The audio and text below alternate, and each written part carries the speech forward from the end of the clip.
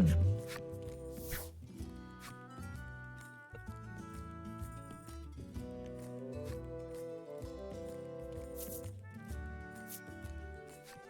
grab your weapon, thinking you're being attacked, and see only an empty bottle of medicine rolling along the ground toward you.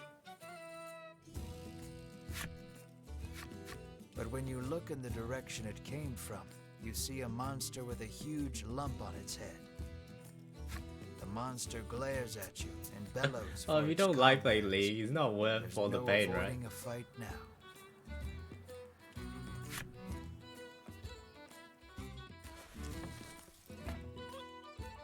Yeah. But that is like, it may be just worth not getting the skins. Pride.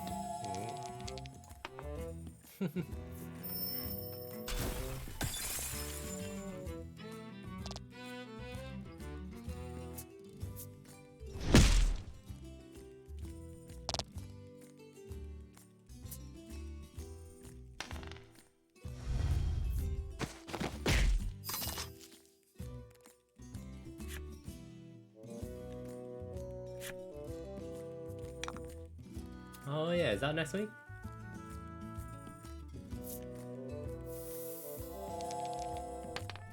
Ooh.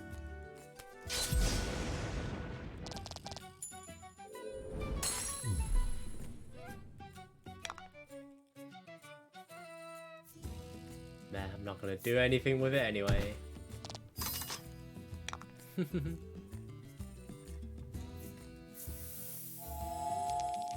Of course I can.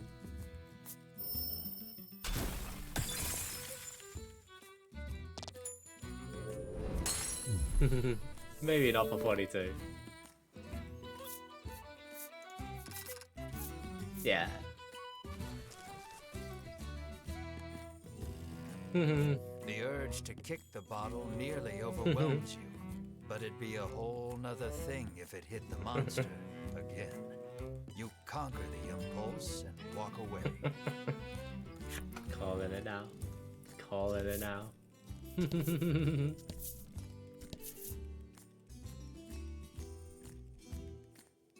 Does he have a shield? Oh yeah, he does have a shield.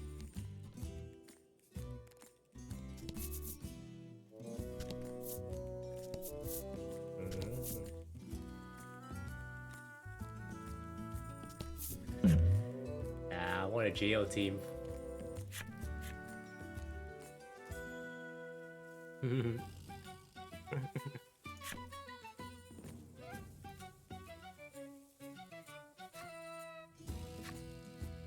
Yeah. Do we know for sure how Beidou's after Hu Tao?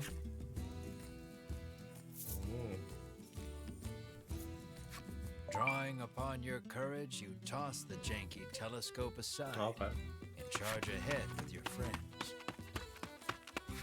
It falls over in its shock, then scrambles up and flees in terror, leaving behind some coins.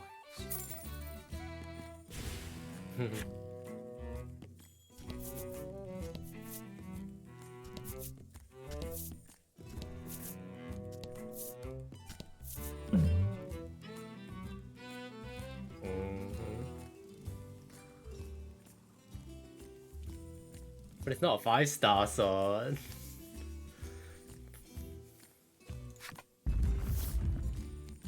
Something comes rocketing down from the mountaintop. True. There and gone in a flash. What was that?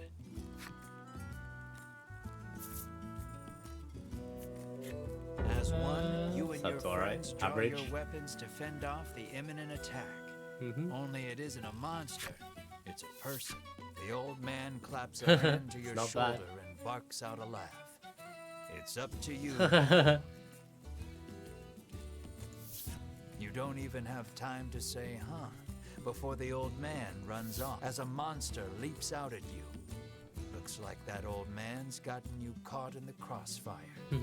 So many dailies.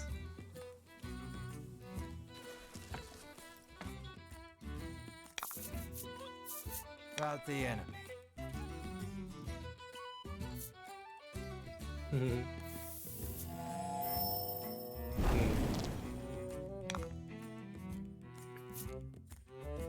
Oh?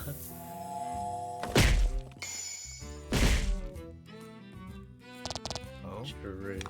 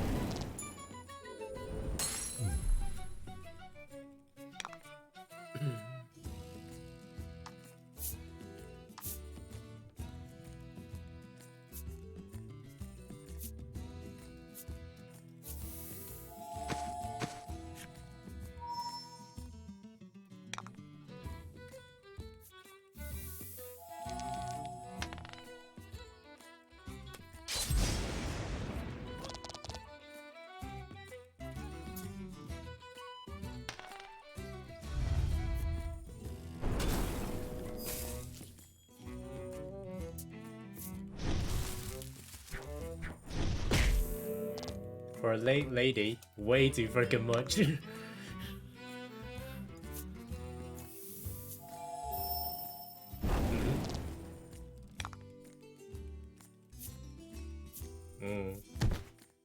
Or what, a cut and dye? Probably like 100.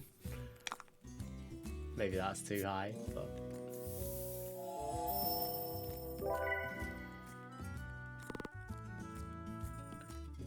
is I thought cut and color would be about 100. Is it way more?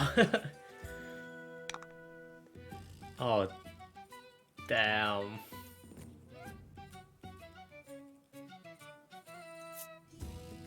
Wow.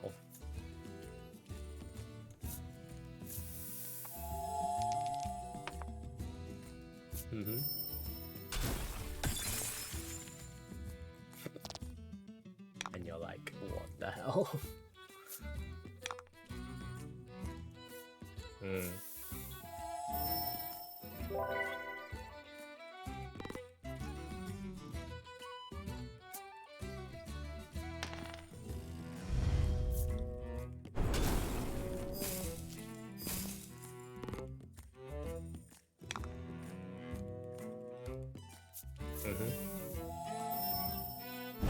Yeah. Ooh.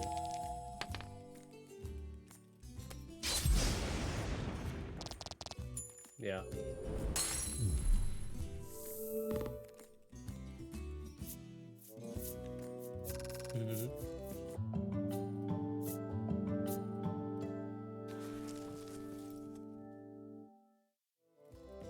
Next time I see that geezer, he's gonna pay, you growl, stamping your boot hard.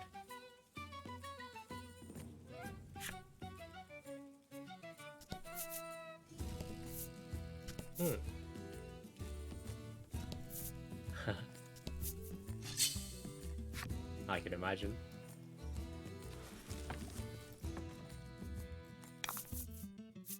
And fight.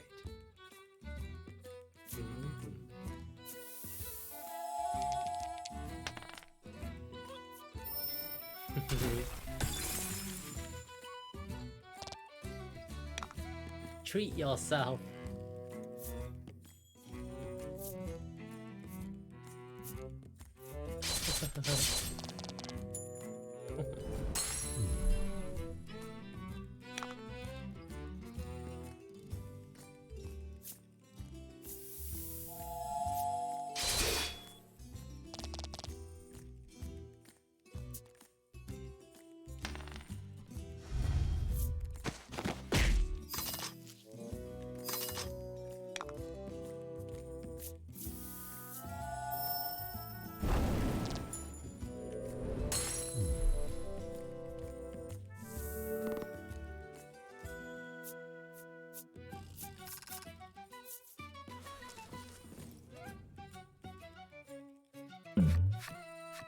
Pick up a scrap of paper dropped by some manner of monster.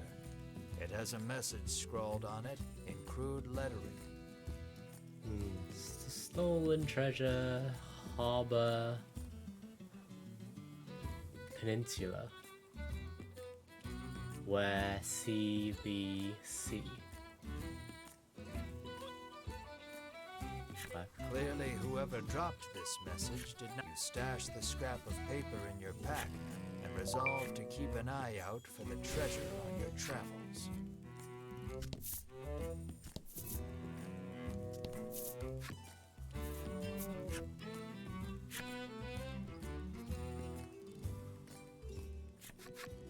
We have finally arrived at the Tower of Legend. Is everyone ready? You ask with a posed look. Bruno is the first to respond. But this is just an old lighthouse, he remarks, oblivious to your sudden embarrassment. Riddis snorts to herself, seeing you red in the face from jumping to conclusions.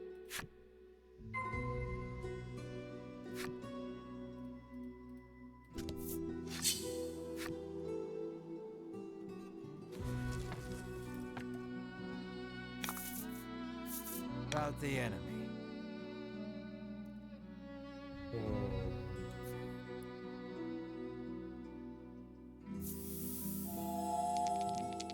Maybe these are weak to ice. Nope. Nope. The new guy's abilities look kind of boring. They're mostly physical, which Ma already does physical, so I'm like, meh. Yeah.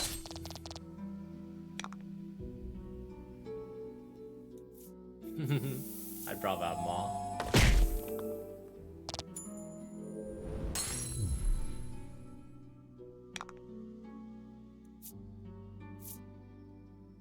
I don't know, I just condensed my resin.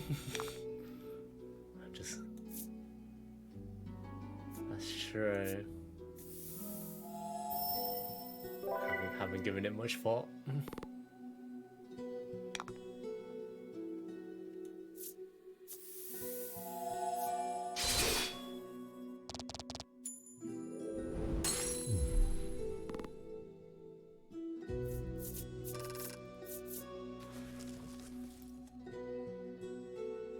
Which one?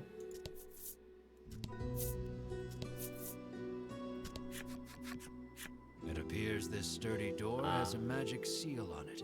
Unfortunately, it is out of her realm of expertise.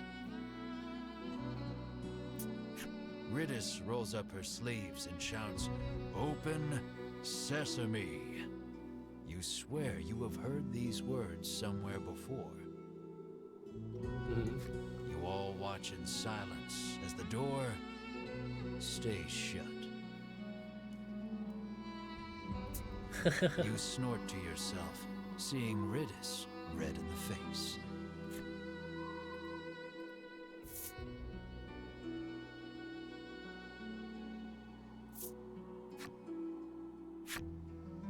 Even Melanie looks vexed, lacking the proper skills to open the door.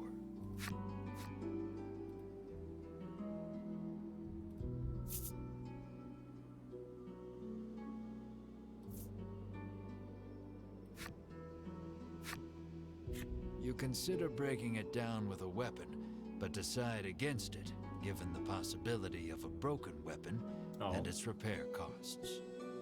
That sucks. When did you send it again? Must be like a week ago now. Oh.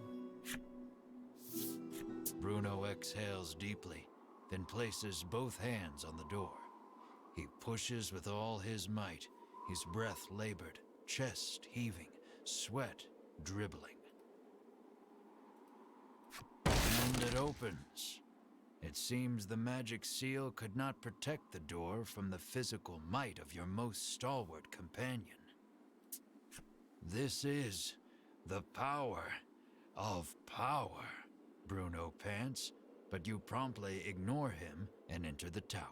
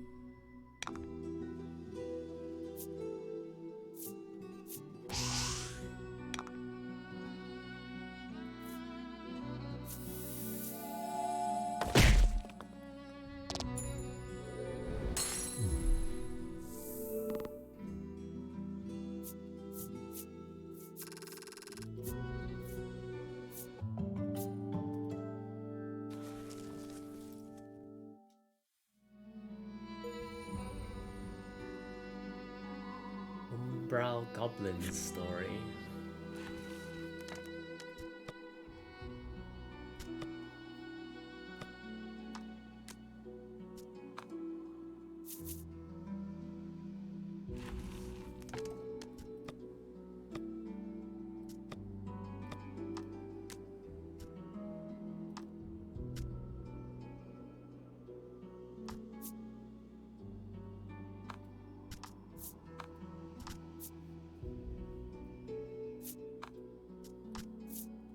Activated by violence, Umbral Goblins relish using weapons that maim their enemies, and are said to be elated by the sound and sensation of cracking their enemies' bones. It seems incessant bullying from their supposed mates is what snapped these goblins. Perhaps humans are not the only ones preoccupied with fitting into society at large.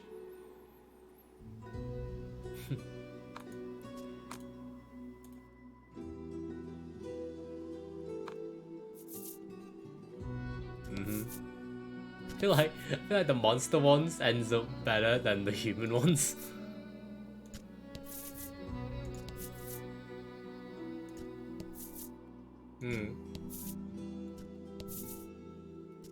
Everyone did it.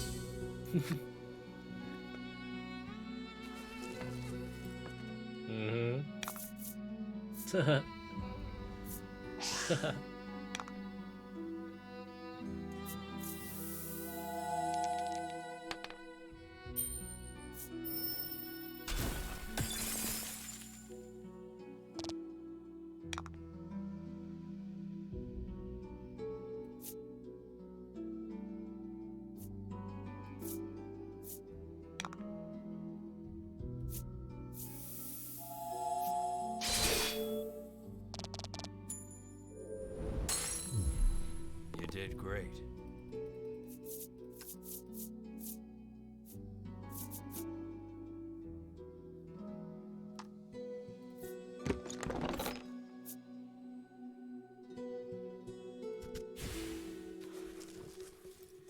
Wow, it's the first time I've gotten an item for beating an enemy.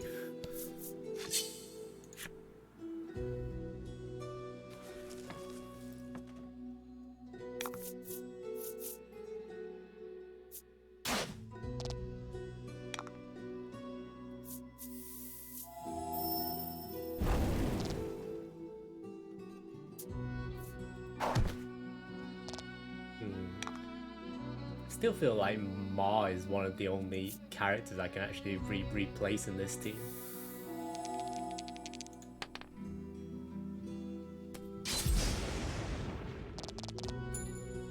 Yeah, I don't have another healer, so my main character stays. The mage is too useful because she can like do all the elements, and the enemy's gonna be weak to something, so I need her to like just do tons of damage.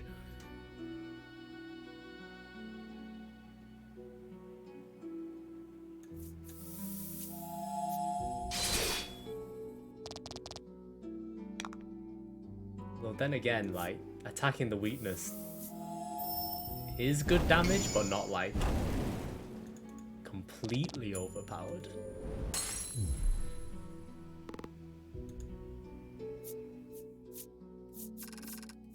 Nah, I don't find the other characters that interesting anyway.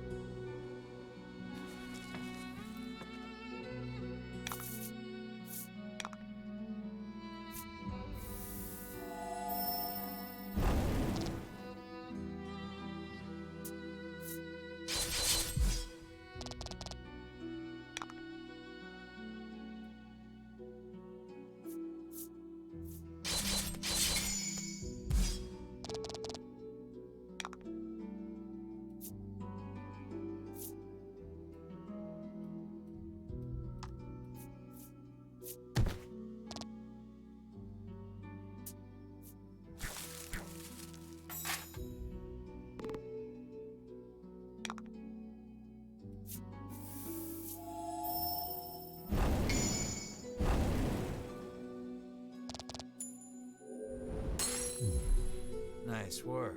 Actually, I take it back. Going for the weak point is pretty strong. Yeah, just use, because they're always weak to something like fire or ice or whatever.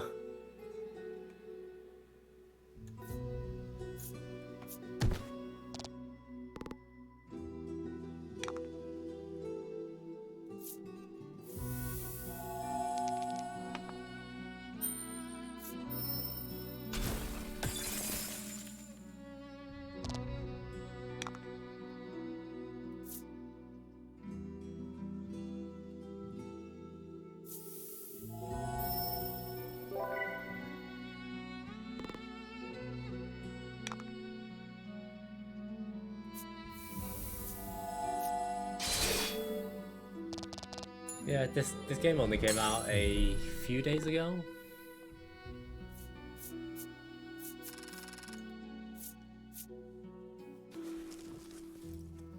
Creative director the same as the guy that made the Nier games.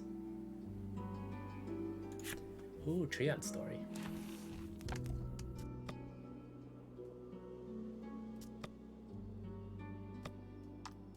Let's see.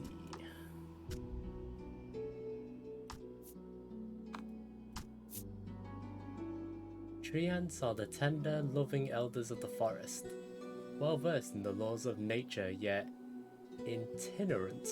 No idea what that means. Never staying in any one forest long enough to put down roots. When Trians cross paths on their travels, they each break off a branch to graft onto one another. Thus are the memories in the rings of each branch passed down and preserved. Oh.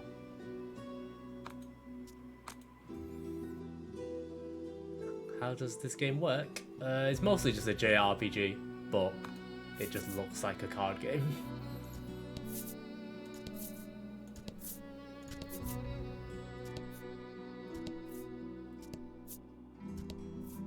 Your footing suddenly crumbles. With no way of saving yourselves, you fall downward. Once more from the bottom.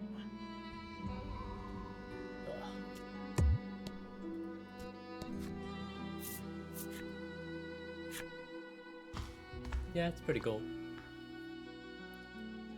Does have some dark storylines though.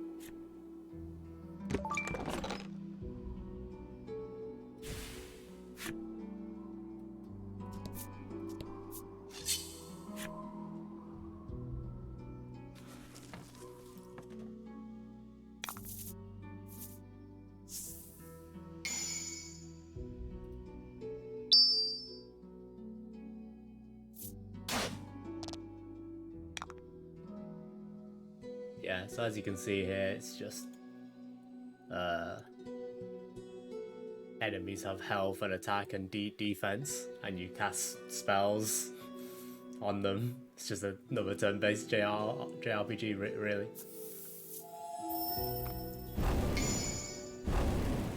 Impressive game list. That was lucky. A lot of games I've played. I've played a few games, yeah.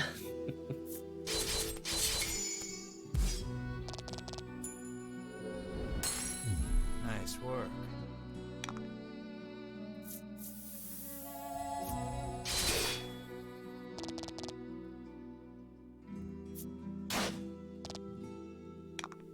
My favorite game. I'm not sure what my favorite game is.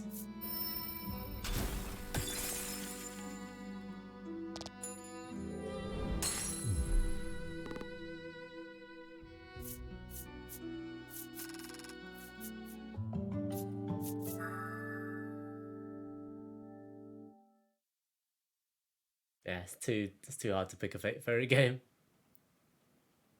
Ooh, my main character can do light damage now.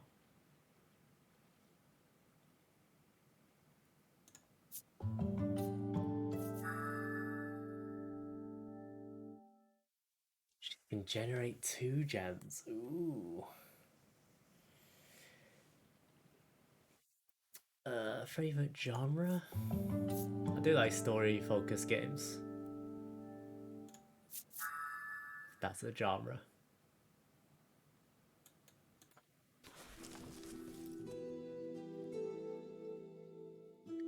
Well, what remains of Edith Finch is very good. Or The Witness. Probably The Witness is my favorite game, actually, now that I think about it.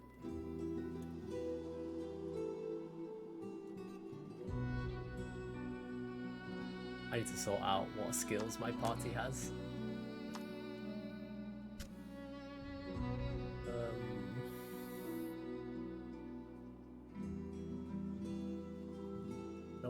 No need cure. Slash, heal, lightning strike, spinning ray. Okay.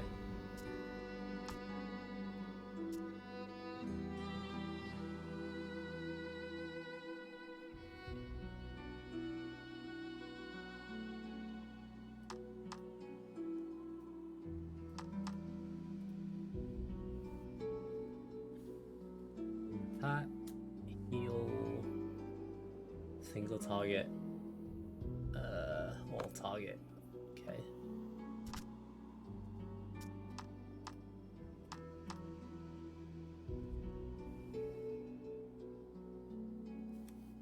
Am I far into this game? I'm not sure, to be honest. It's kind of hard to tell. If I would, at my best estimate, I'd say I'm 40% through. Maybe halfway through.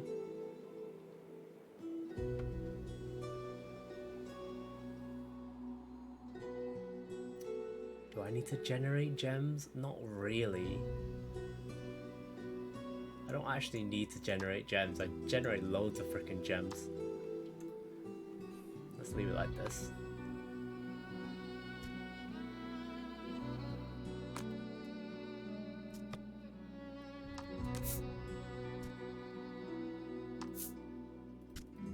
The story isn't actually that complicated, although there are some sus parts to it that they've not fully got into yet.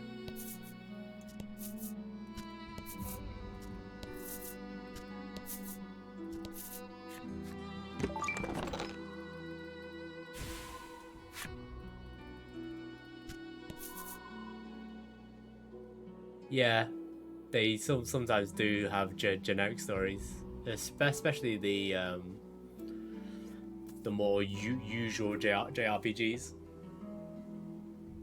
But this is made by the guy that made the Nier games. If you played those, well, he's the creative director, and he has some pretty dark stories.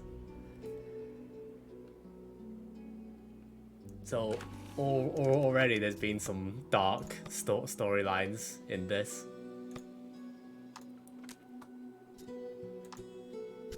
For example, this guy founded Unionville, a town where humans and monsters coexist, which was great. And then one of the monsters got kidnapped, and you went and saved the slime for the little girl that was the slime's friend. But in the end, this guy was cooking the monsters and eating them. So yeah.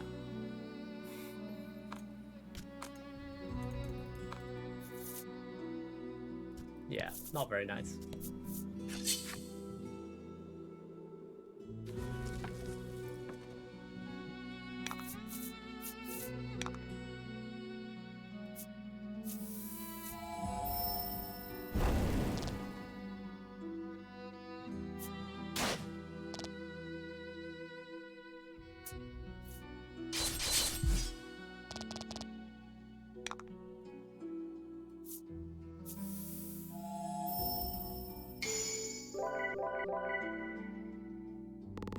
Excellent.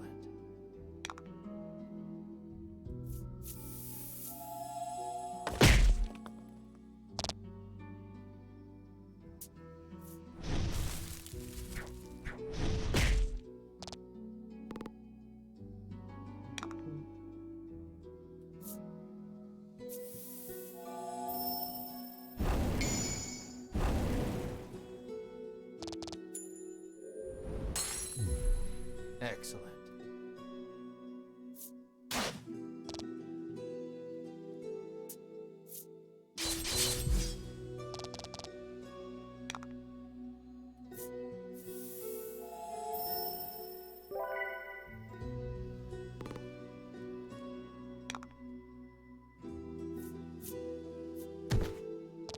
Yeah, the carrots are pretty cool.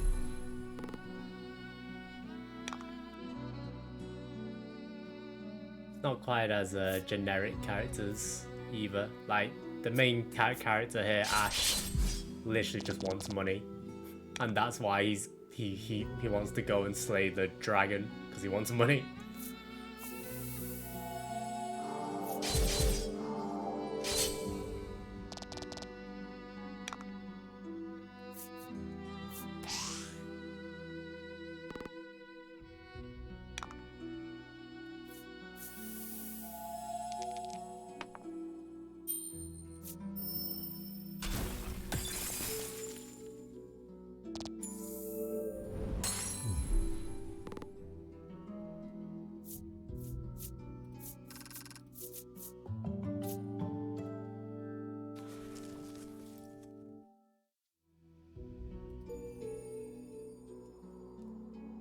Wraith Wolf's enemy story.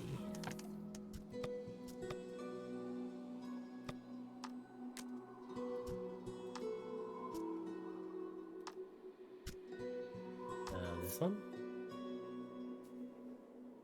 These demonic wolf spirits travel in packs the same way living wolves do, although mysteries abound. Chief among them why these creatures have no heads. Upon crossing into the spirit realm, wraith wolves allow their packmates to slash their necks, proof that they shall never be tamed by loathsome humans. Oof. So you can't put a collar on them.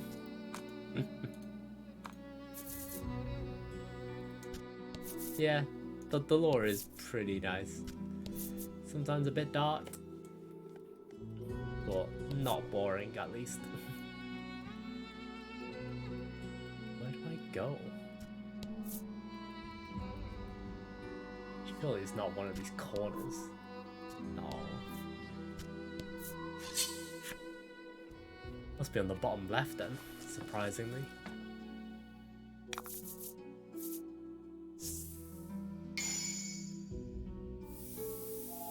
Hello, John. How are you this fine morning?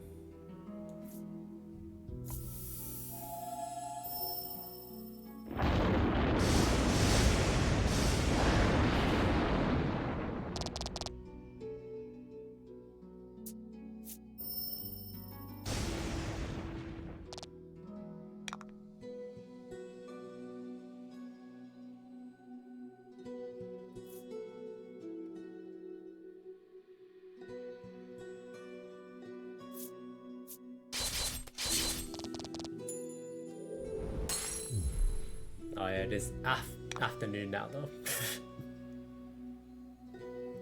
It's like freaking 3:30 already.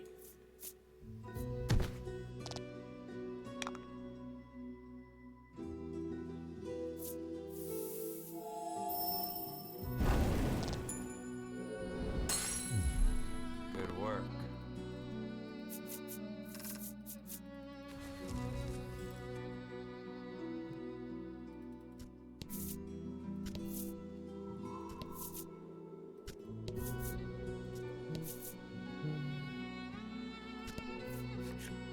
Foolish humans. Did you come here to consign the drops of salvation to oblivion? The monster asks. It sounds like he is saying something important, but you do not understand it in the slightest.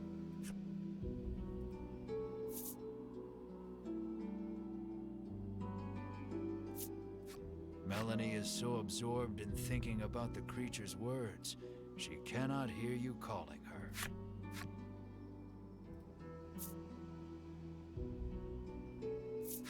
Ridis has given up on thinking and whistles an offbeat melody to herself. You have made a poor choice. While everyone is distracted, the monster attacks. Ooh, boss fight.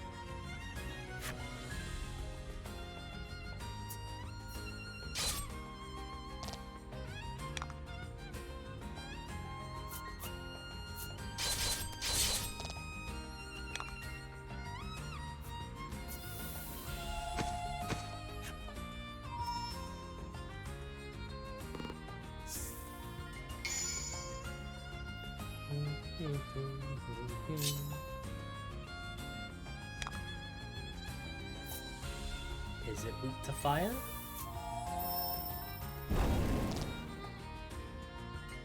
Nope.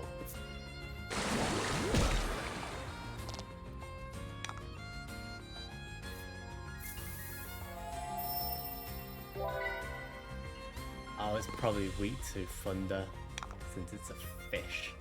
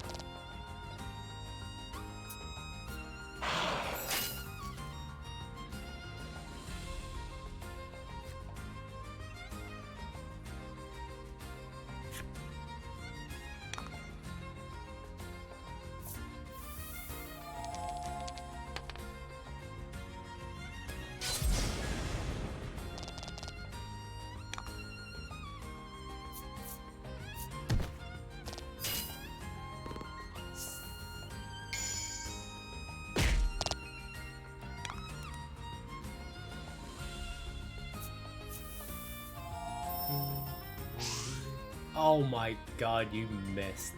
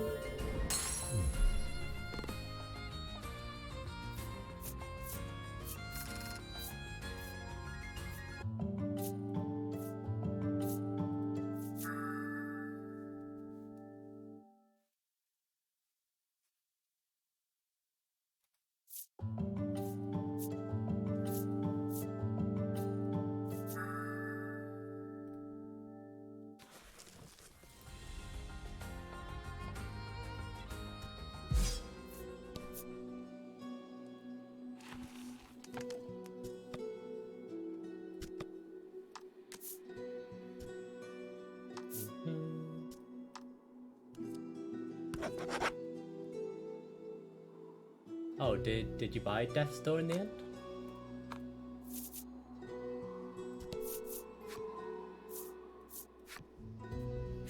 Ah, okay.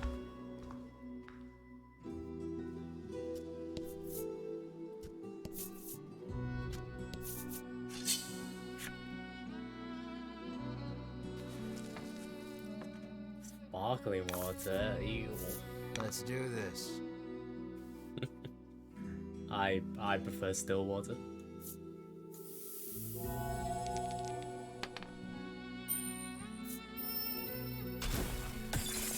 Yeah, this game is pretty soothing, pretty chill.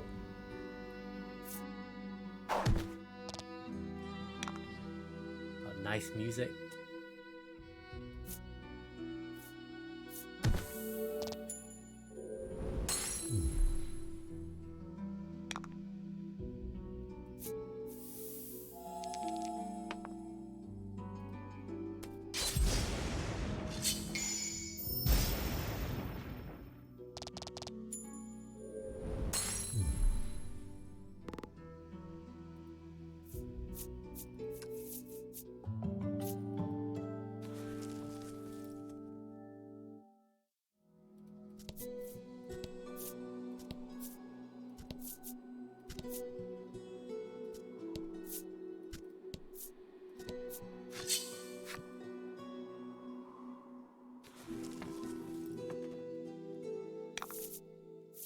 Let's do this. Different walls? I think you mean the... One type of card is the path.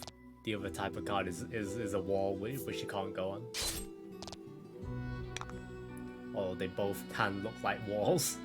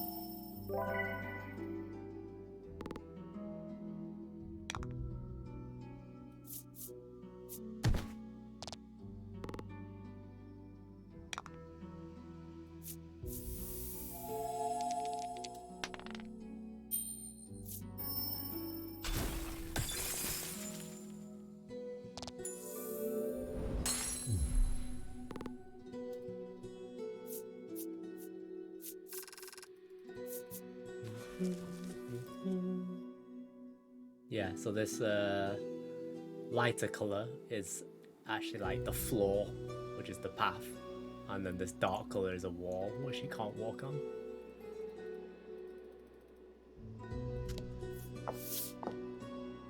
Something glimmers on the floor. Melanie suggests it might be money. Yeah, that 3D. You are instantly upon the shining object, picking it up. Melanie asks why you have such a fixation with money. We were poor, so you begin. Then remember being serious isn't in your character. Leaving your past a mystery, you quickly throw aside the shiny piece of glass and move on.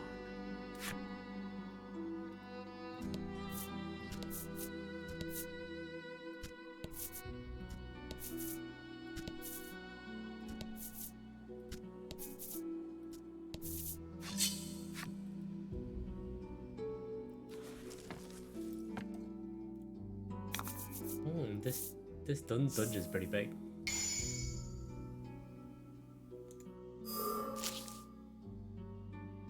Rout the enemy. Cards afflicted with seal cannot use skills that cost gems. Well, that's not good for me at all.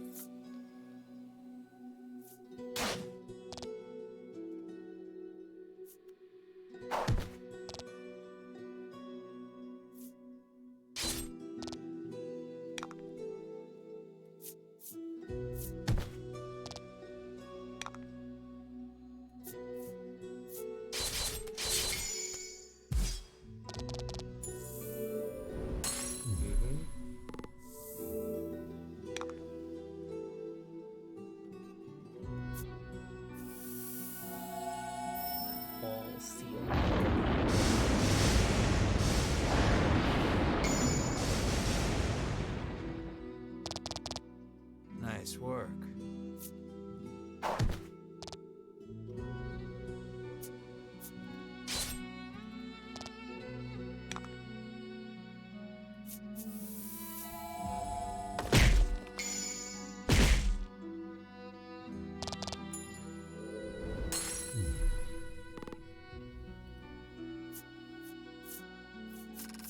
Hello.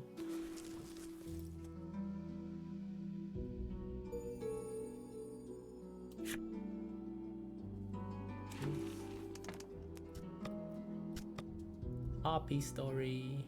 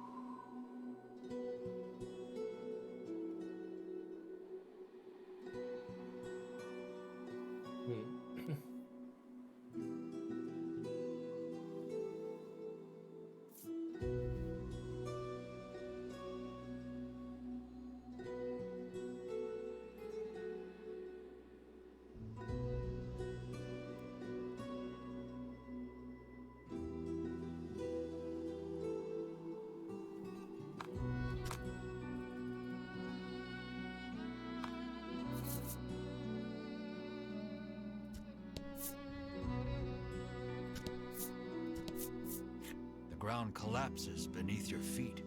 You fall together with the rubble. Third time's the charm.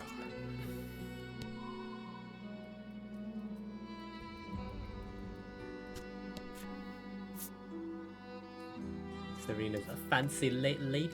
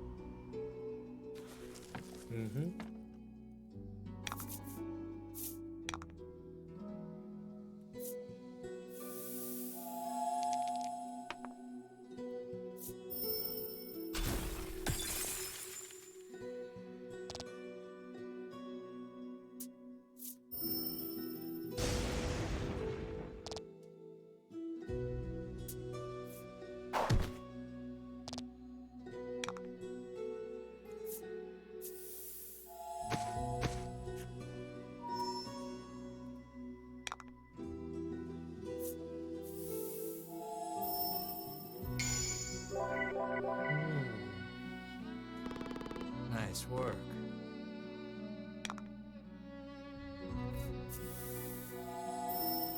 Oh yeah, we go to Morrison's a lot.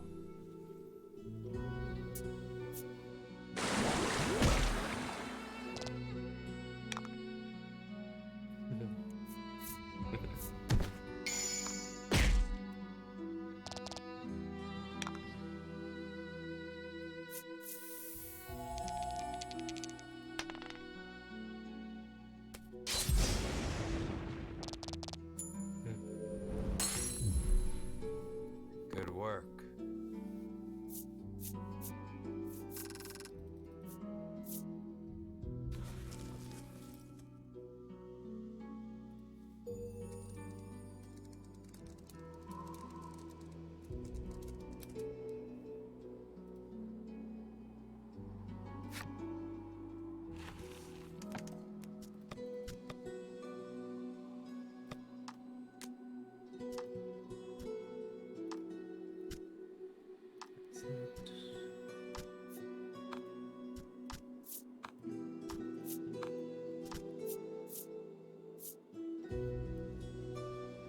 Oh, these guys are lizards. Lizard Squire.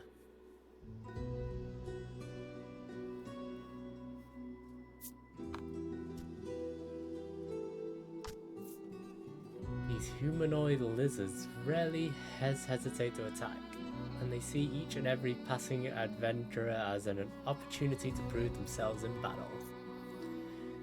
During mating season, their belligerence fades and the males turn their gaze upon the females, flowers clutched tightly in hand. They are decidedly stunted lovers.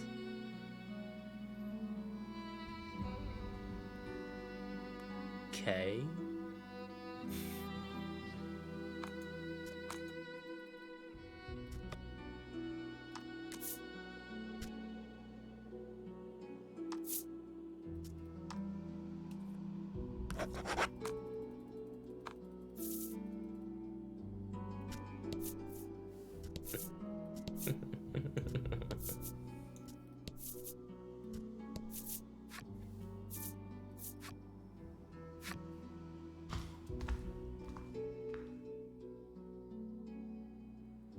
Yeah.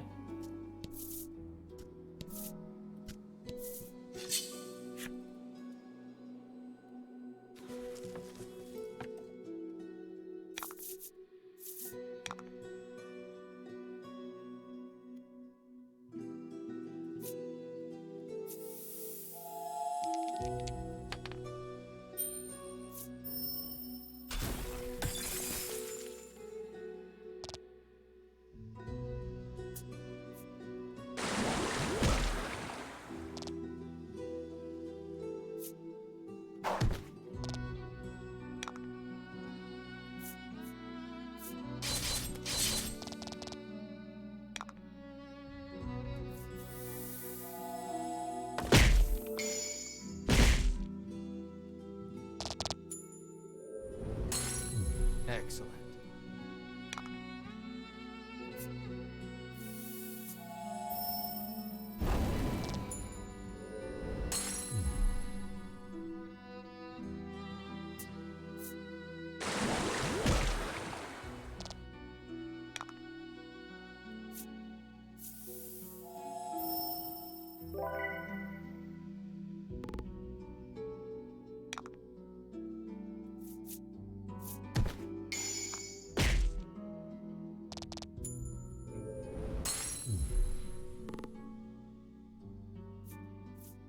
Evian's alright. I've forgotten who makes the flavored waters that I normally buy. Yeah, Volvic. Those are pretty nice.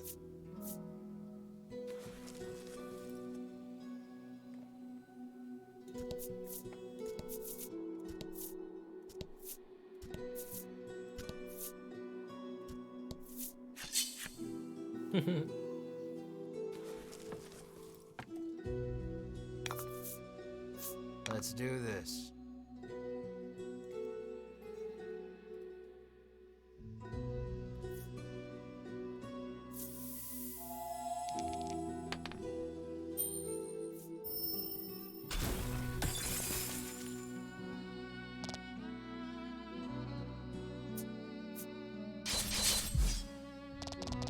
No.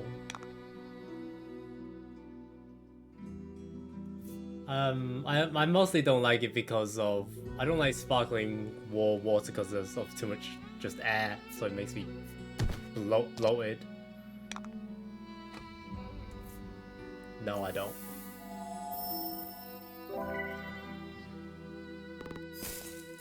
Also why I like drinking ales too, the less airy beer.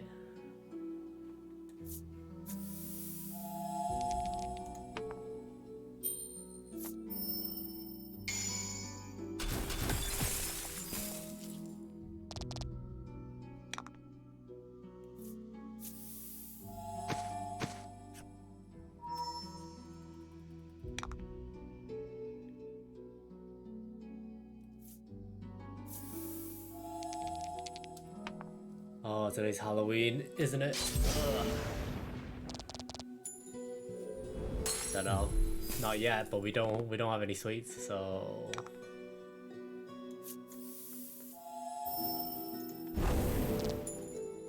nah, we're just not gonna open the door. It's fine.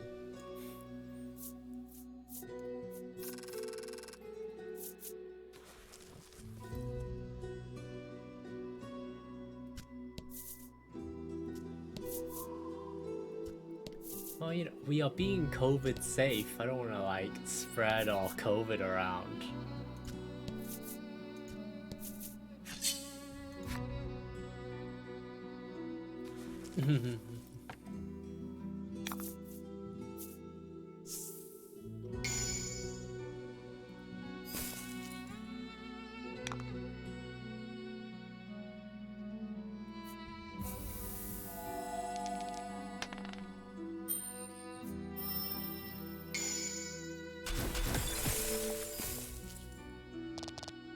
That was lucky.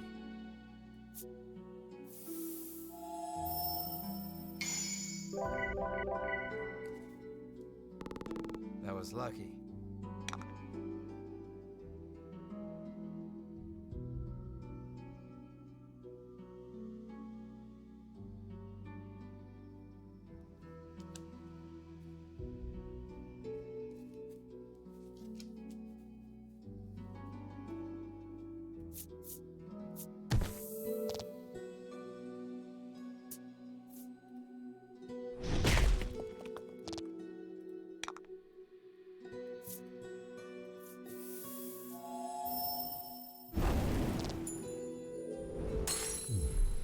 You did great.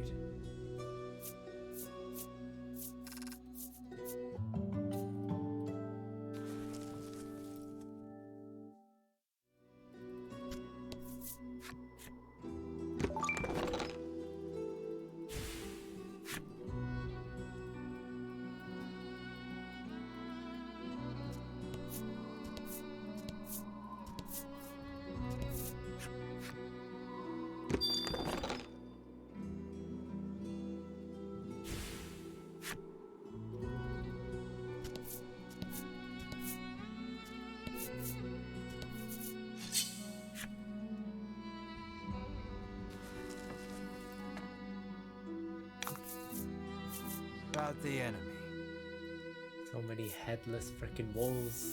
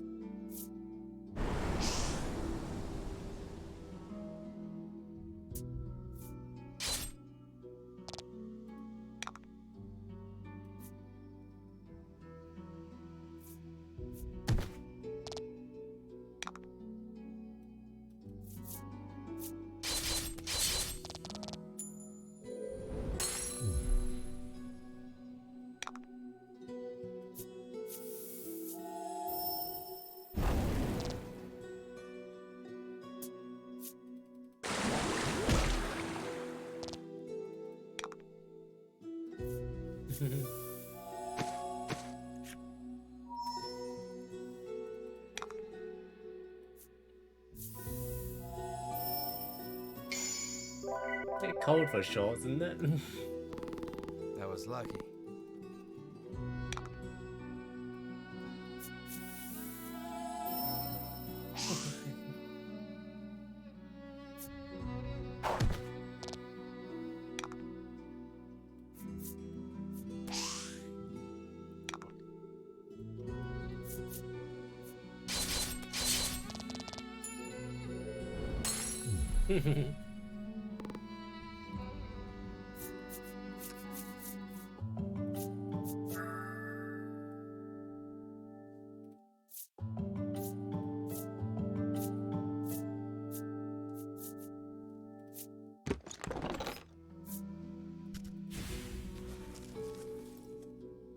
I've got my radiator on.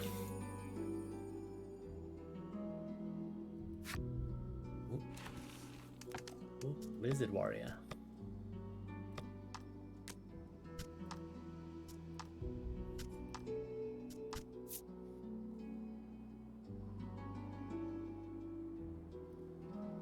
Lizard warriors are battle-hardened creatures who thrill at the thought of fighting a powerful foe, nigh unshakable when armed. The lizard warriors shuffle home, their legs and hearts heavy in anticipation of the unwinnable domestic battles beyond the front door. Wow.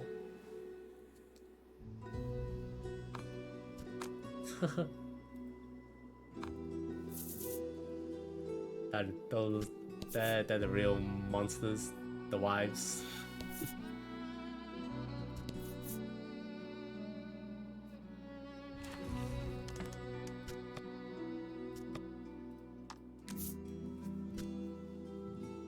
Lizards are noblish creatures, really?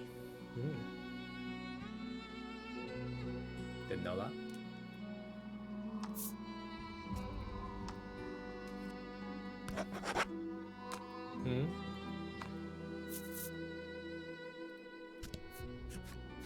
Have you savages no mercy? The dragon's heart and body have already been reduced to naught, it says. It sounds like he is saying something profound, but you do not understand it in the slightest. I have not done pumpkin carving now. You? Bruno silently compares his muscles against the monster's, then grins proudly to himself, the obvious victor. Realizing the creature's words are beyond her comprehension, you feel your eye twitch, realizing that your comrades may be the death of you. Nah. Thing is, pumpkin carving makes a lot of mess. Approximately the whole inside of a pumpkin is now outside. While everyone is distracted, the monster attacks. And then I'm like, you could have just drawn something.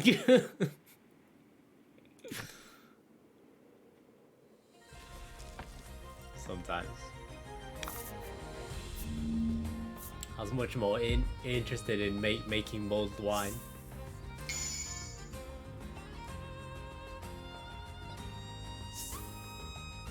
Oh, really?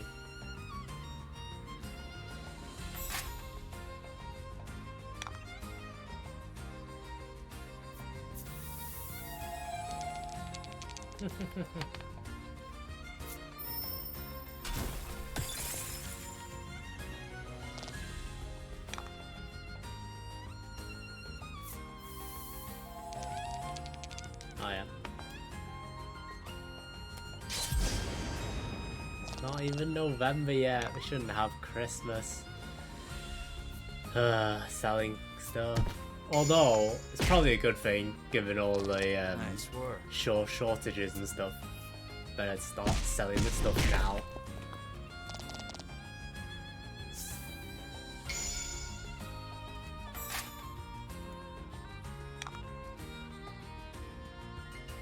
Yeah, but then yeah, you gotta warm it up yourself at home. Anyway.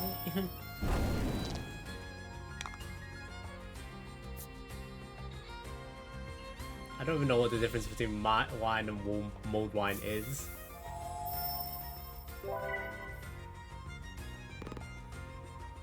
I have no idea.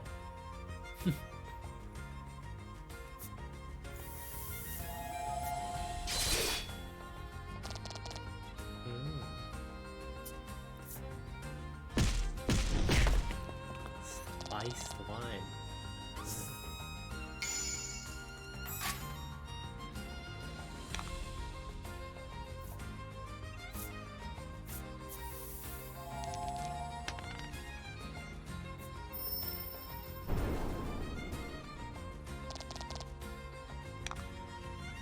Man, I don't really want to heat it up myself. I'm too lazy.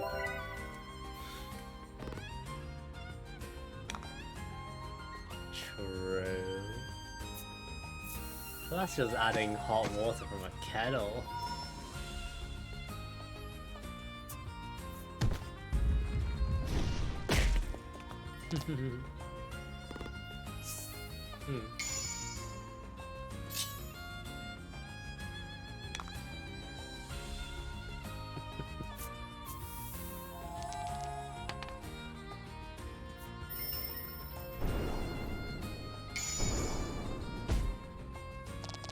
Excellent.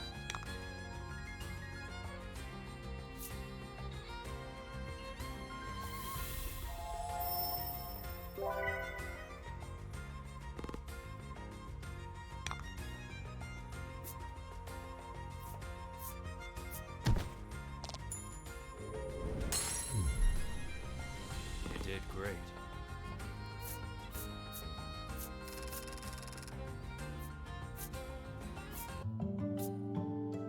Too much effort.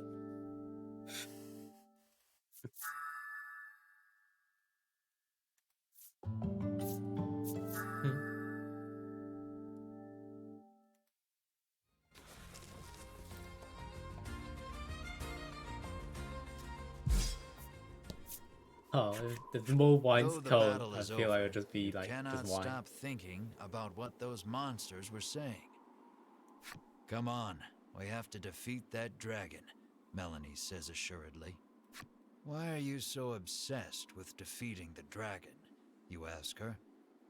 She explains that her mother was killed by the dragon. Ooh, we got some backstory on Melanie now. She hates the dragon because her mother was killed by the dragon. She did not say any more, but her hatred for the beast was clear in her eyes.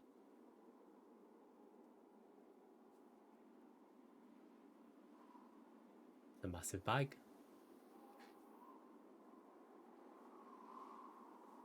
Although, what's that bit on the right, on the bottom right of this picture? I think that might just be the background. Or is that part of her bag as well?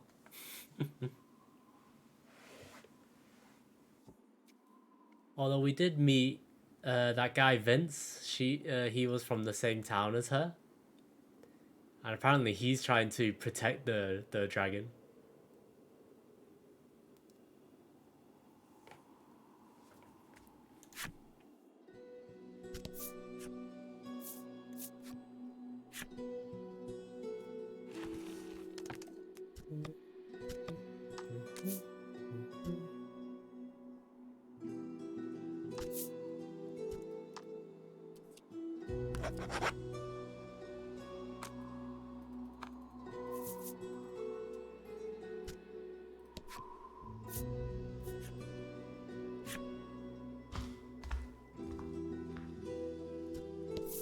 Wow, this is a very big freaking dungeon. This is like the size of all the dungeons I've done so far combined.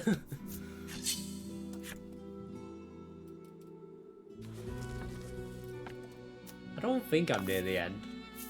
Like, I don't have enough. Like, I don't have the backstory of the main character or Ma or Vince. Yeah, I don't think I'm near the end.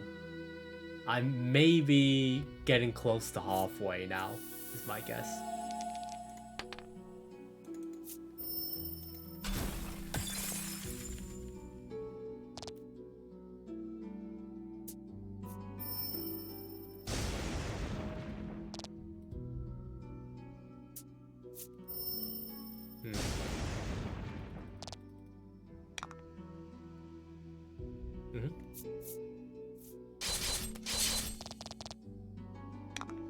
Why?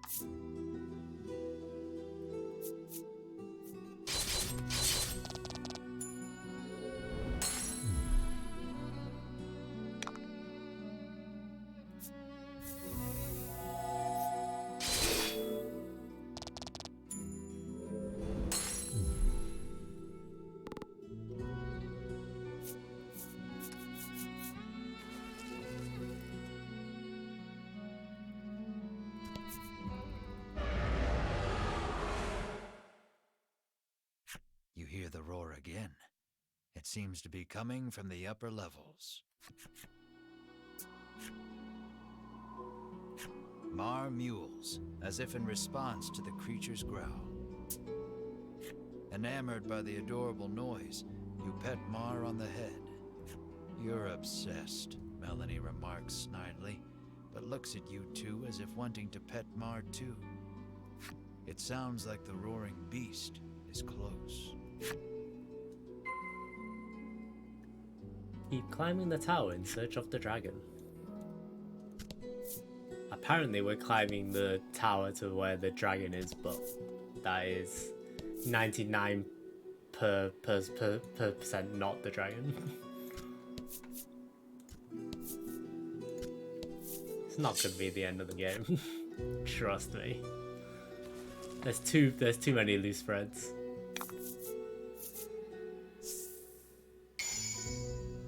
Yeah, I think the game's gonna be like 10 hours. No, I'm on like hour like 5 or 6 now. 5? I think so, yeah. Let me check.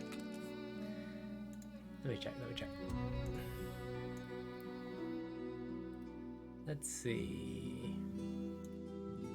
First time I played for 3 hours and a half.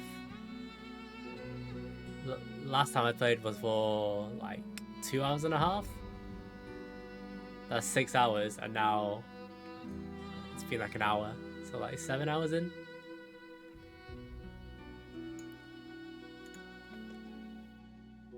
I don't know. Can't. It's very hard to get estimates on new games too.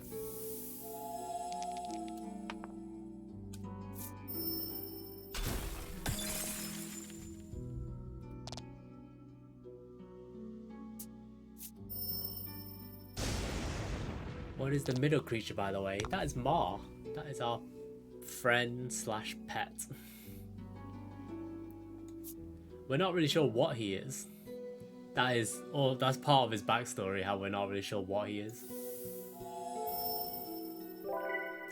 However, he did get ill from some monster poison earlier.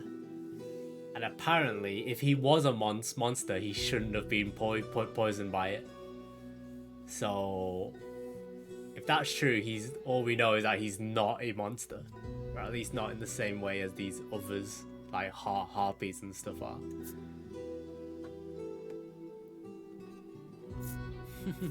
Just the guy in a costume.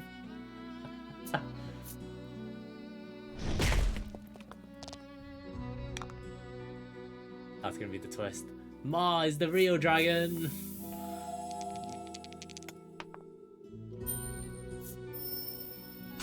Probably, maybe.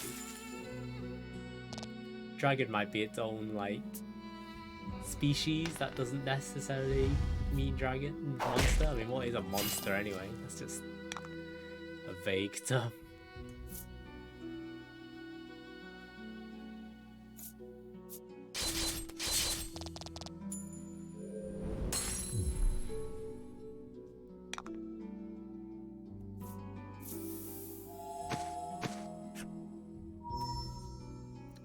Let's use this chance to heal a bit.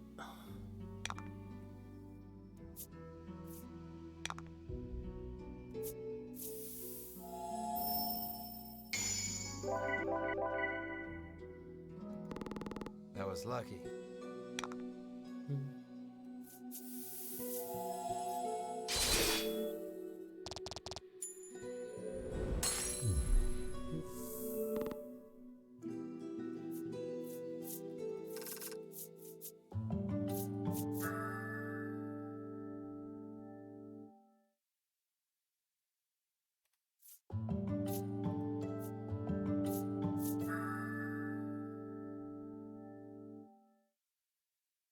Ooh.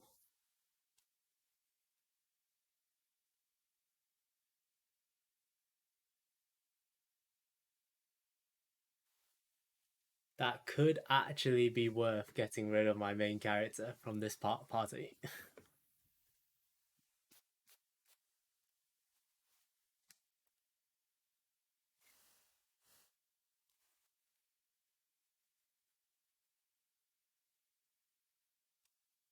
Bye, Silks. Thanks for stopping by. Be nice talking to you too. Yeah, get rid of Ash. That's true. He is pretty. He's the pretty boy. I see. You're just after the pretty guy, Serena.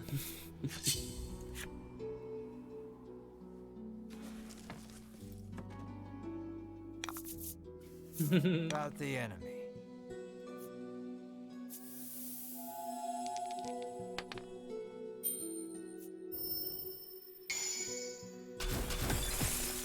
Why don't you play Trails instead of League, and then lucky. You can be happy?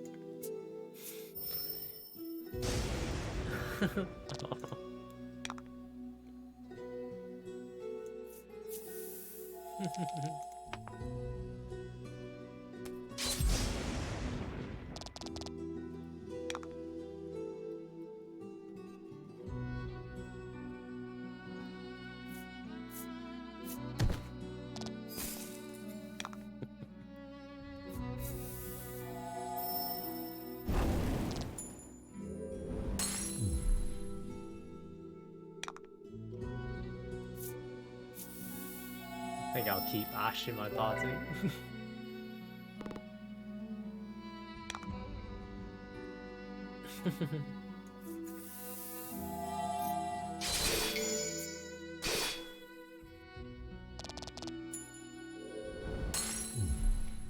Plus, I think it'll be kind of weird if I get rid of him, since he's like the main character.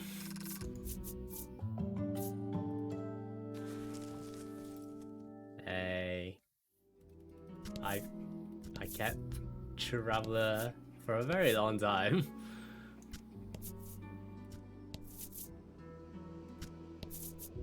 Oh.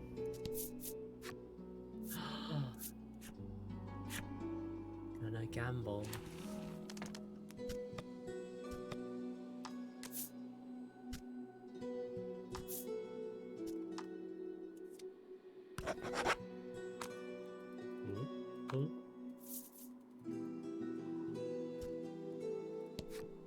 You can just roll. Okay.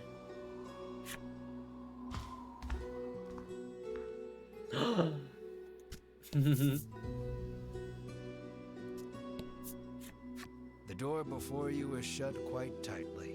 It appears to have a keyhole. The magical key may be of use here. You insert the magical key into the hole and turn. You hear the lock come undone with a loud clank.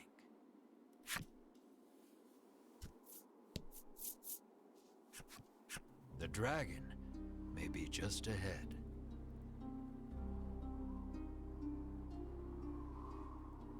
The dragon may be just ahead. Really? Really?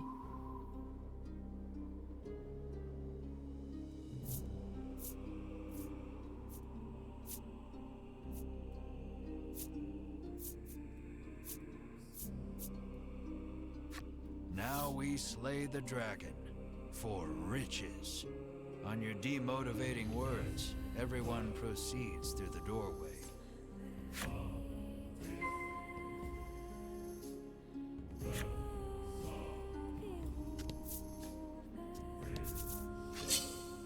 This is the first time we've had music with lyrics or lyric-like things while in game. Don't hold back.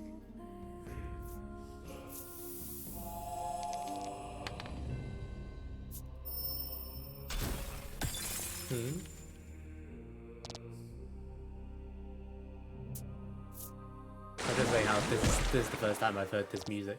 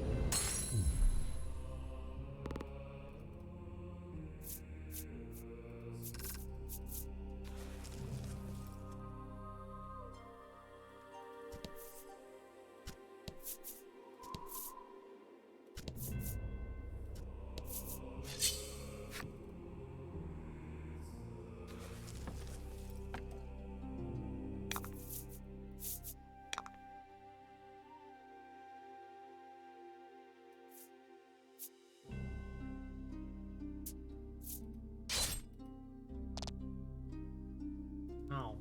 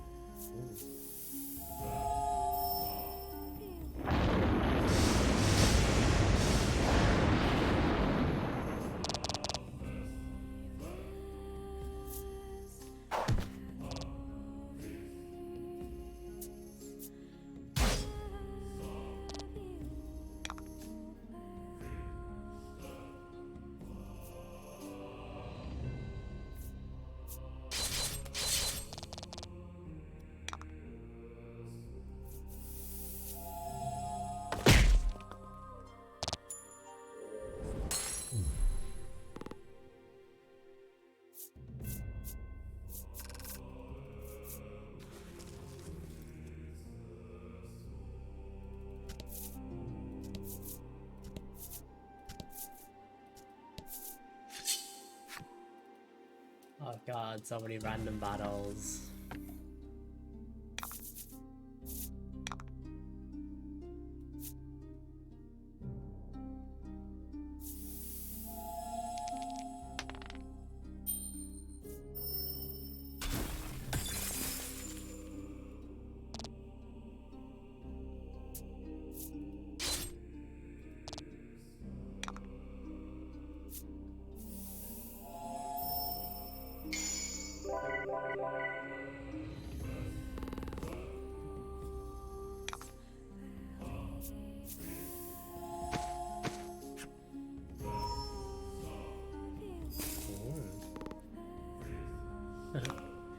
Honeymoon?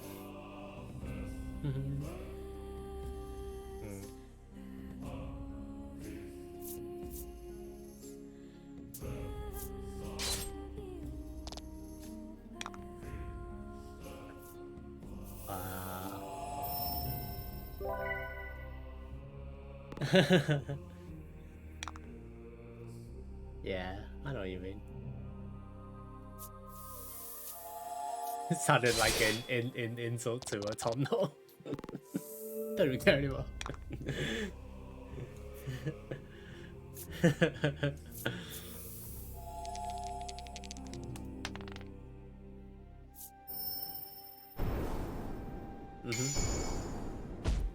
Yeah. That was lucky.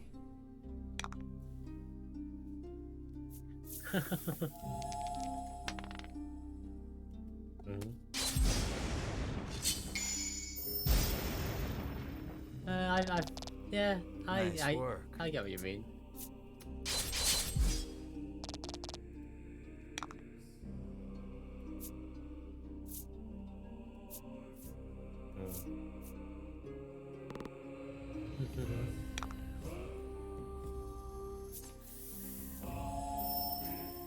I know, that'd be nice. You even go to Super Mario Land.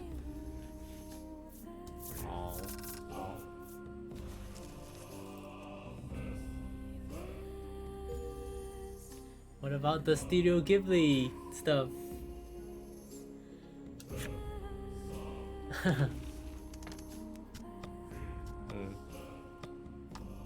see.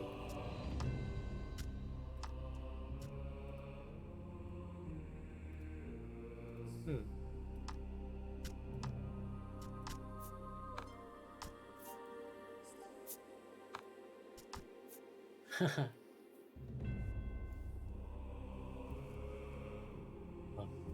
see. And then Tom will just be bored, sat on like a chair.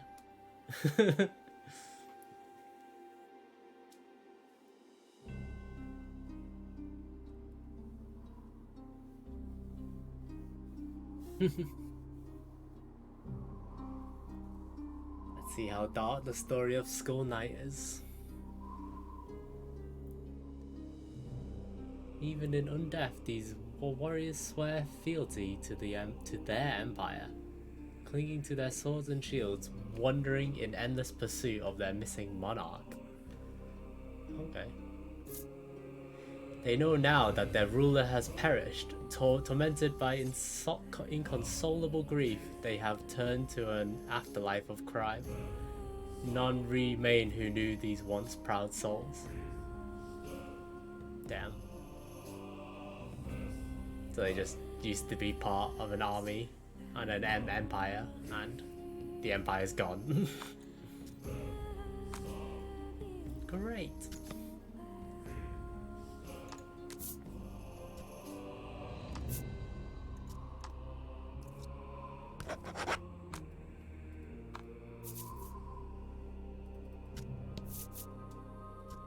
I should probably take a short break soon.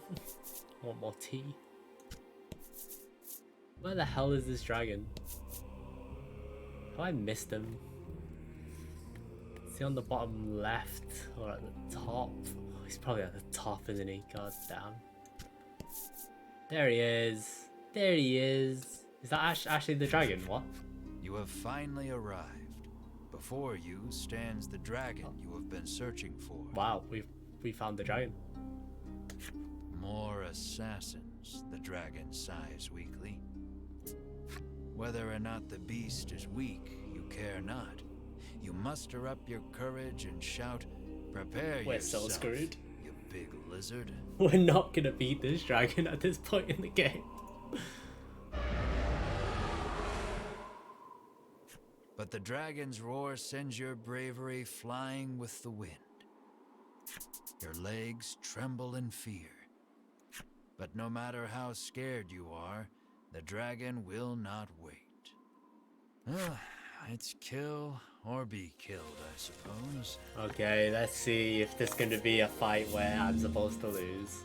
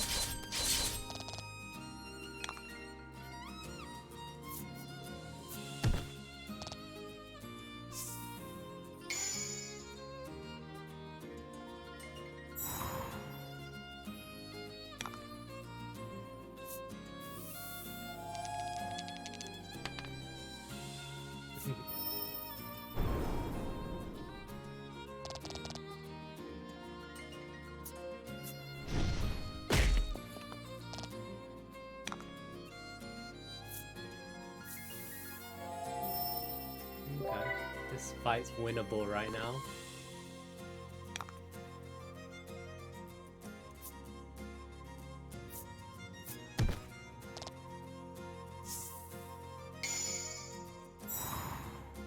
But now...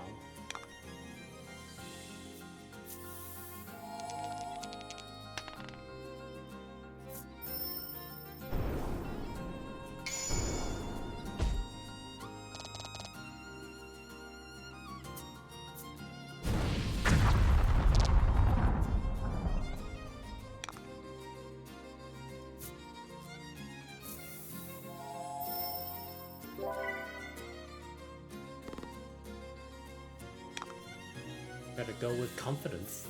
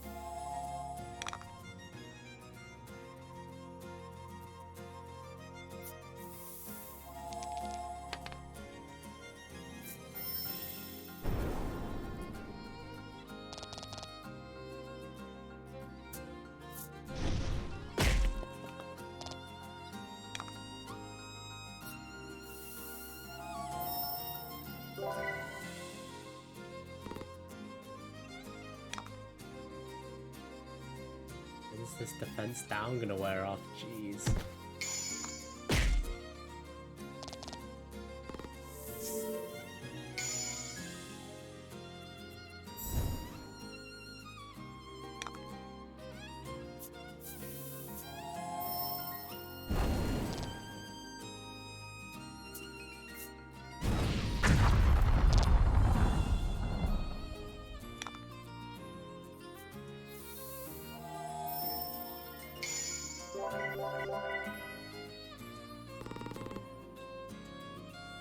Any bets that this dragon will have a phase 2?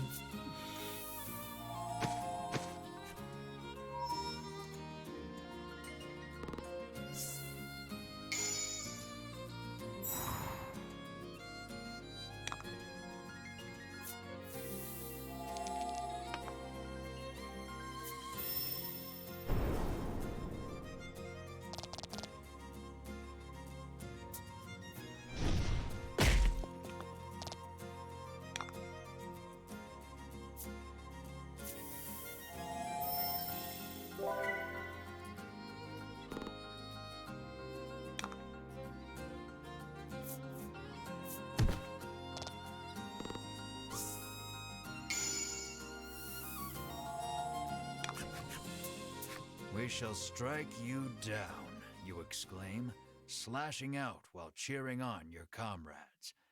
But at that moment... Oh, it's Vince. Vince appears.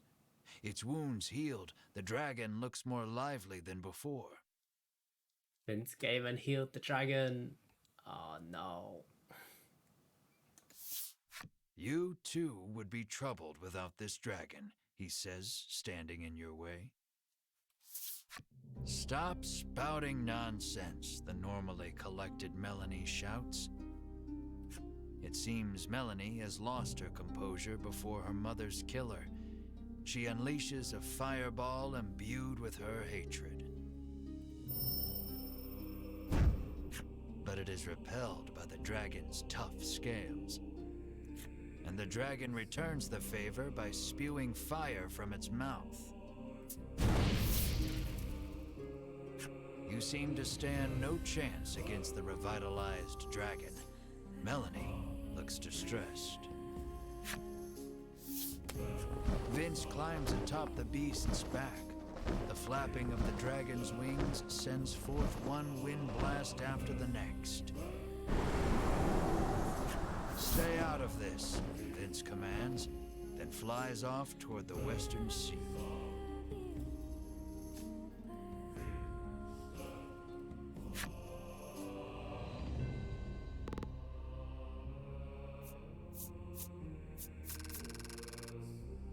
Dragon and Vince fly off. Damn.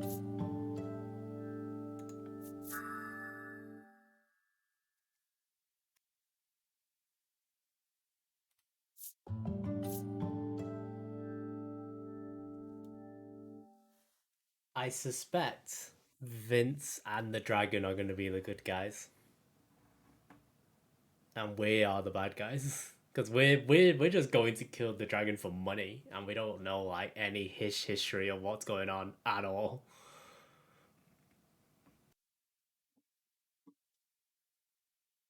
Supposedly.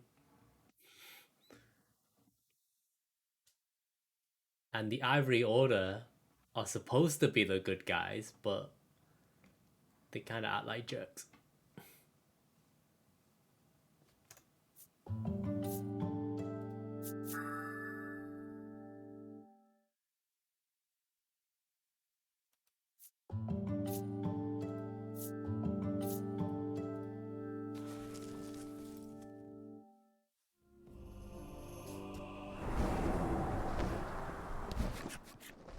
You worry for Melanie, who has been burnt badly by the dragon's fire. I can't get up, she whispers weakly. Yeah, I'd say at this point, this is the halfway point for the game. Having met the dragon once, yeah. Is my estimate. Drink this, Bruno instructs, offering her a small bottle. It will help you regain your strength. Bruno claims he drinks it every day. It is a recipe from his father, that of a custom supplement.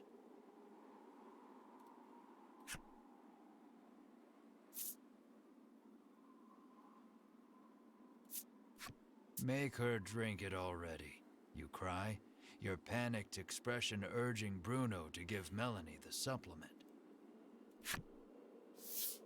Melanie has a bad feeling about it, but downs it all in a single gulp. And suddenly regains her strength. At ease with her recovery, you descend the tower.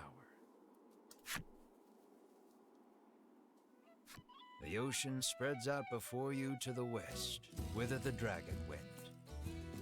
Return to Shoreland in search of a boat to pursue the dragon.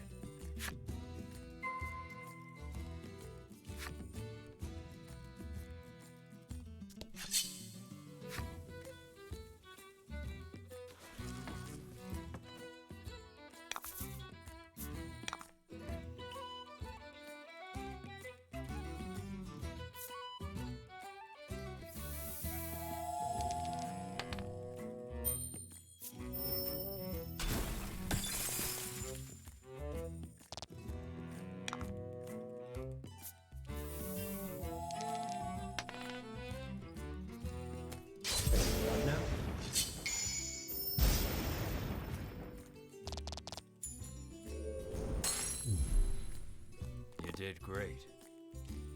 What's it called? One word?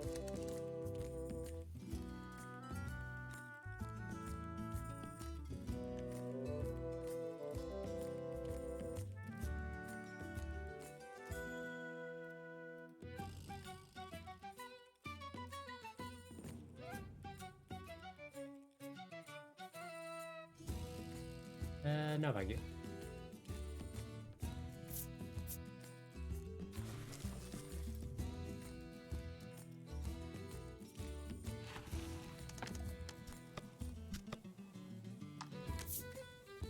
Hey, guy.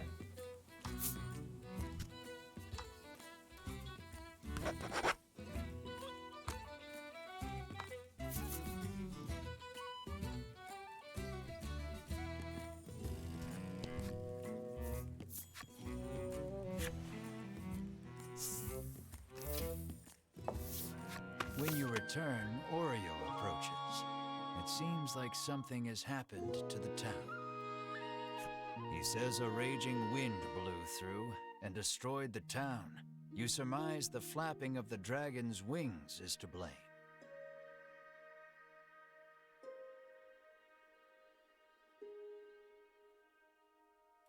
You explain that you need a boat to go after the dragon, and Oreo's look turns grim. Sensing there may be a problem, you quickly make your way to the wharf.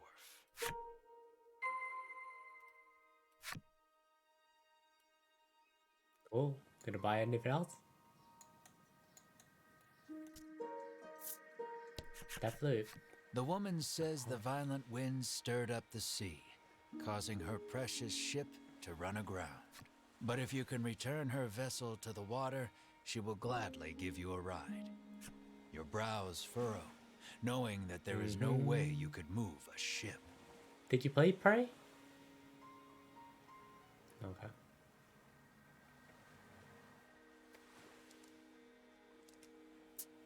Beside you, Bruno stretches, warming up his body.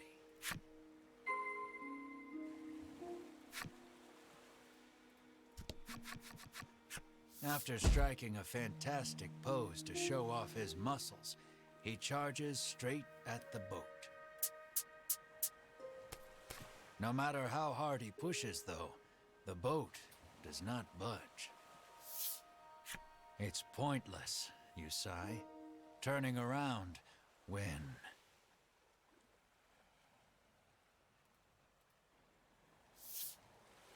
a muscle-bound Melanie stands before you. Now it's working, Bruno exclaims, unsurprised at the sight of Melanie.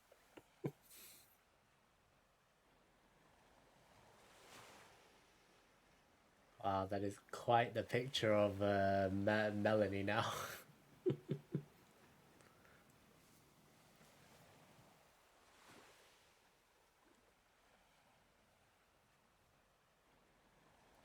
It appears the custom supplement she drank in the tower bulked her up. Let us combine our power, Bruno entreats Melanie. Her whole body racked with chills, Melanie screams out to the sky. You need Melanie's help to catch the dragon. You call out to her.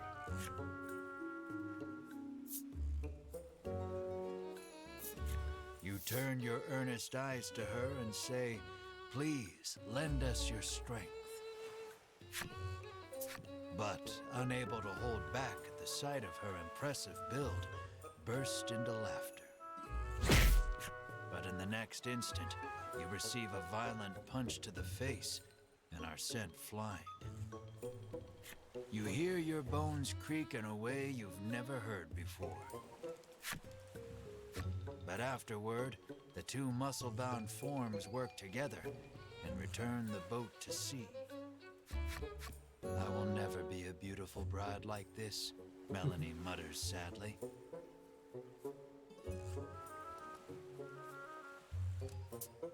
You're wrong, Bruno exclaims. Those muscles are the most beautiful thing a bride could ever have. At any rate, you leave the port town and follow the dragon.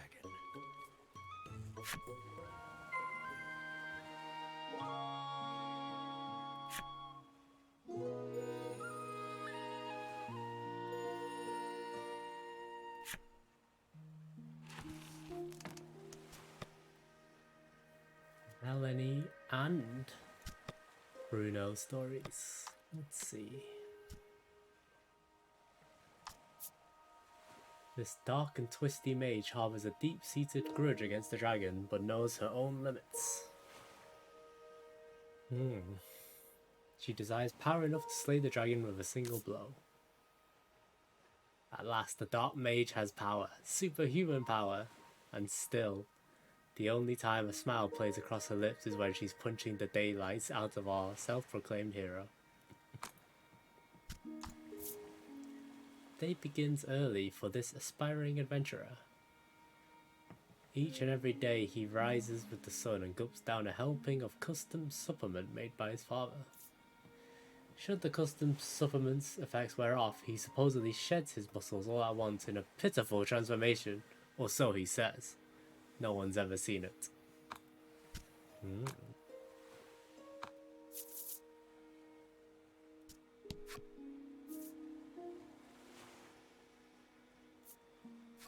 Just as you are about to leave, Oreo comes to see you off. It looks like he has something to say. According to him, the dragon flew to the west, where there is an island called Mount Medica. Mount Medica? Rumor has it they are actively researching medicine on this island. He thinks he can use their knowledge in his work. Understanding his father's wishes, Bruno nods. Say no more. Mount Medica. Something stirs deep inside your chest, but you blame your imagination and board the boat without another thought. Maybe Ash is from Saint or Mount Medica. It's at the end of the chapter. Time to have some nice music. Let's do it.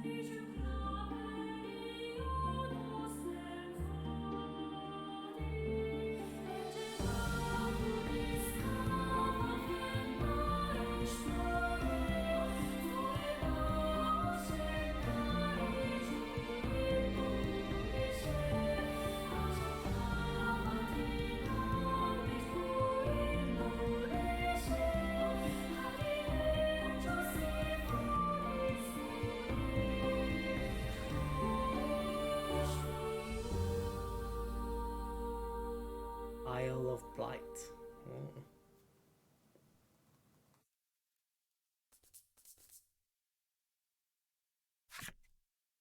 Dragon and the Isle of Blight. Ooh.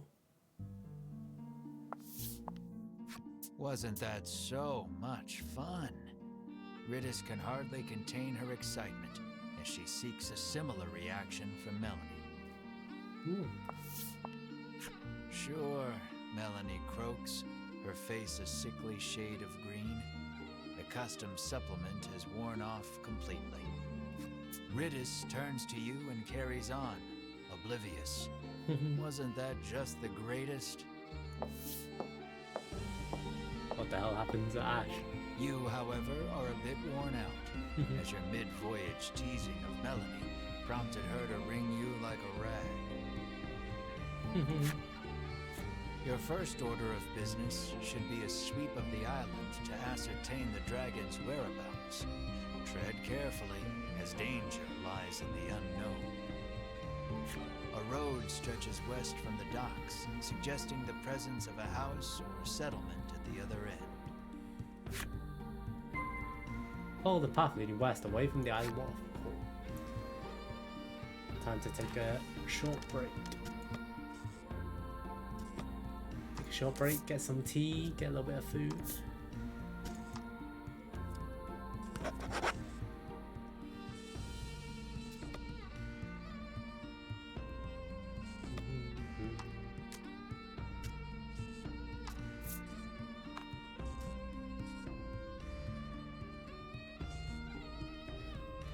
back in a little bit.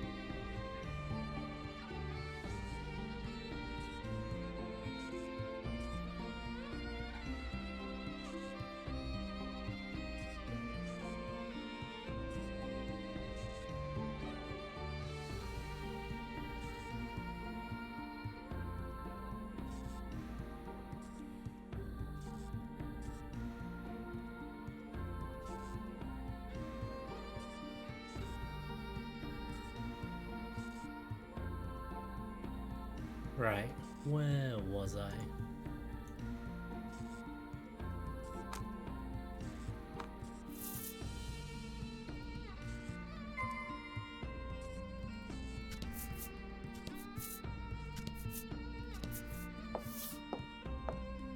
You take the lead, taking in the island's scenery. It all looks unsettlingly familiar to you. A white-hot streak of pain shoots through your head, feeling as though your skull will split in two. You grab your head as if holding it together and drop to your knees.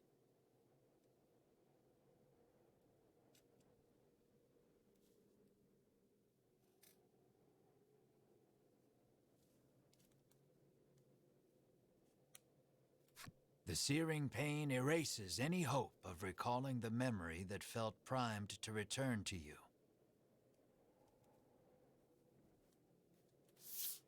Beads of sweat are pouring off you now as you struggle to keep your head in one piece. Drink this, Bruno insists, offering you a bottle of headache curative.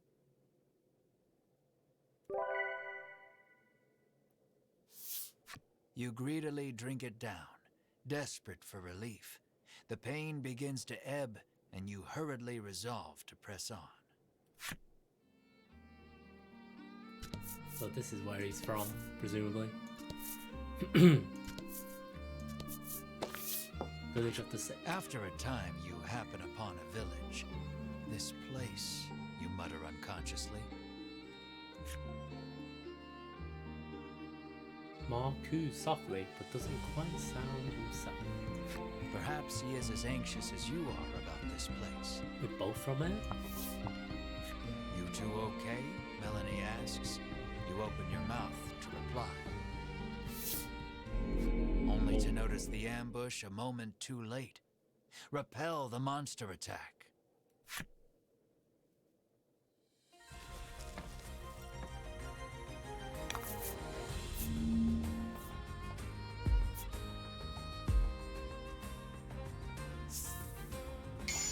Whoa, why are they so strong?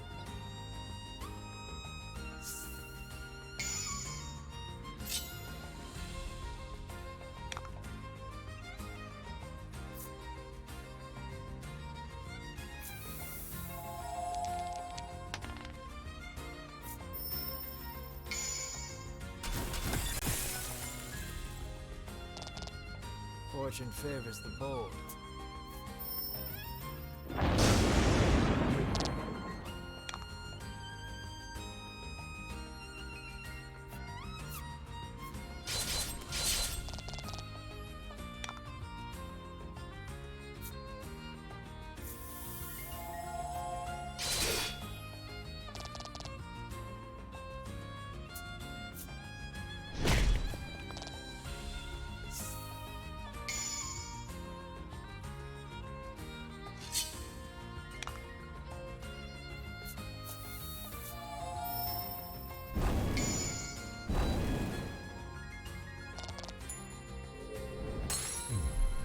Nice work.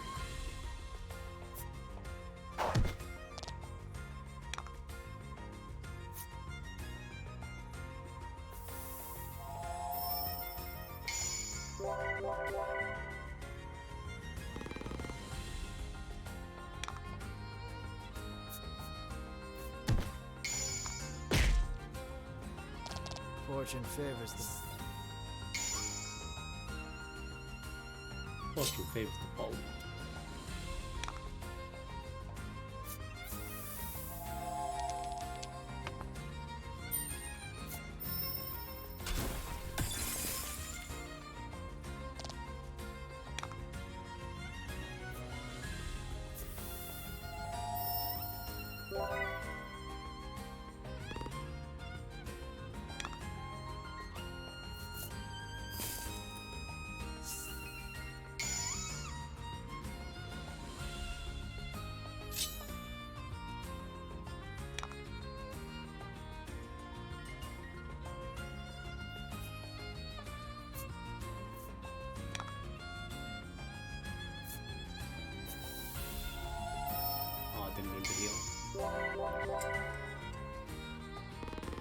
Fortune favors the bold.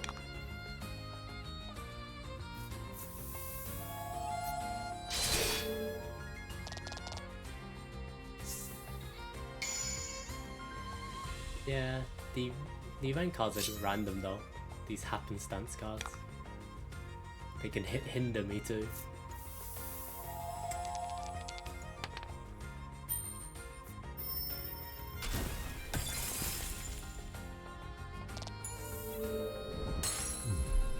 Good work.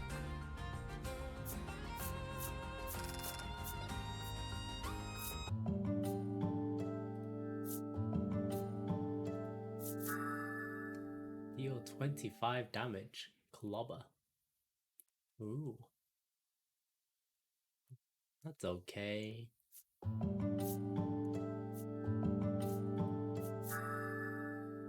Your target of paralysis? Freeze. Meh. Only seen bonuses? Nah.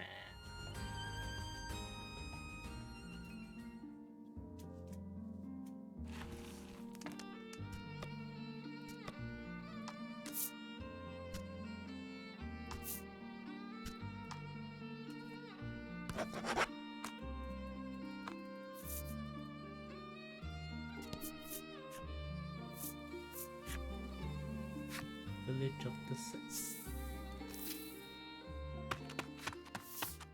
You are accosted by a man the instant you set foot in the village. Medicine, please, he begs. His eyes are glazed over, and his general demeanor unsettling. Should he really have medicine?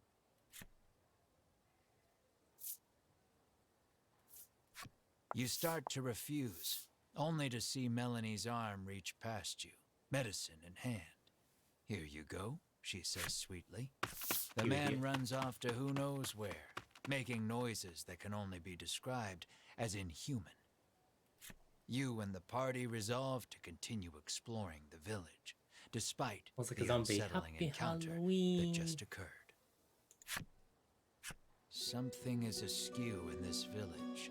It would be best to proceed with caution until you can determine what is happening. And I use the jump feature here. Ooh.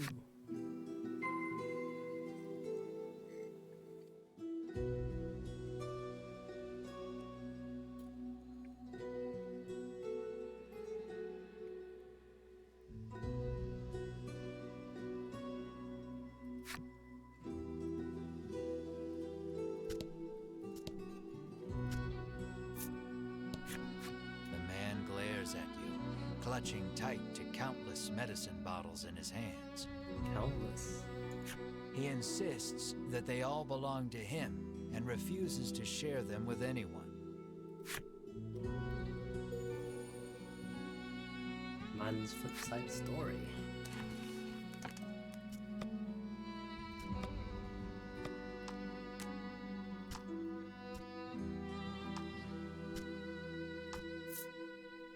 He was a sickly child who spent his days gazing out the window, longing to run and play with the others. If he could just do that, taking the bitterest medicine was cake. The boy grew up to see his wish come true. He now runs around all day to nowhere in particular, screaming nonsense as he goes. Oh damn, because he went crazy.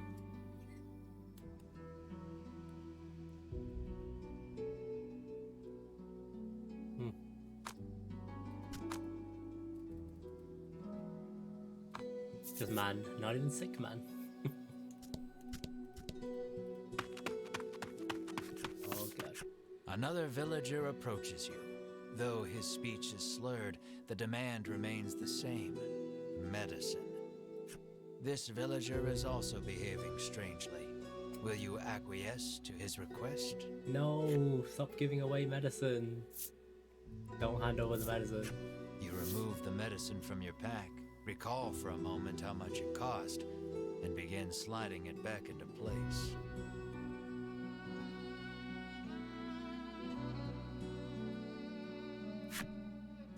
In the blink of an eye, the villager snatches up the medicine bottle and darts out of view. Something's not right in this village, Bruno mutters, clearly worried. You hear a panicked cry up the road. Stay with me. Focus on me. That can't be good.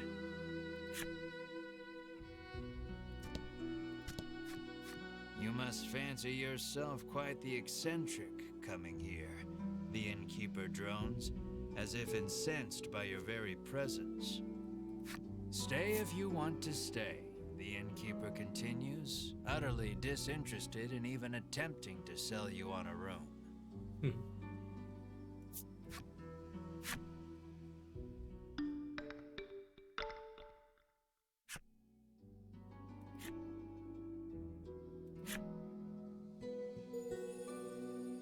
Innkeeper's side story.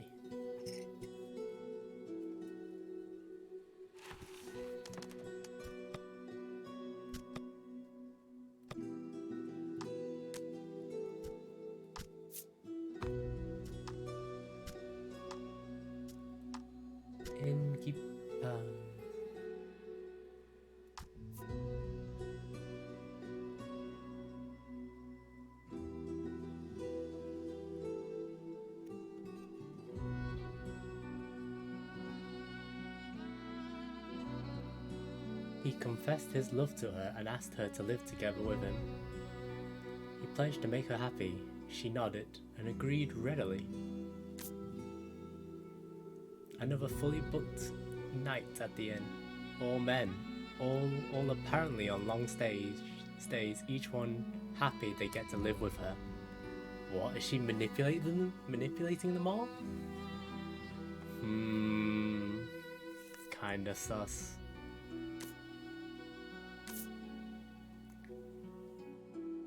Has she hypnotized them all? She's pretty.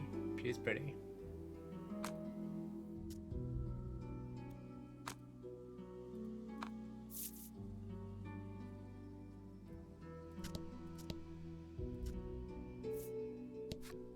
The old man sighs, saying he lost both his son and grandson to the medicine.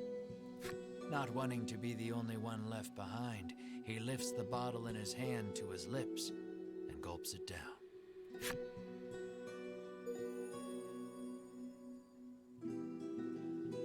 Aged man's flip side story. Would you like to live happily with her, Kristang? Uwu. Then there'll be two pretty girls living together.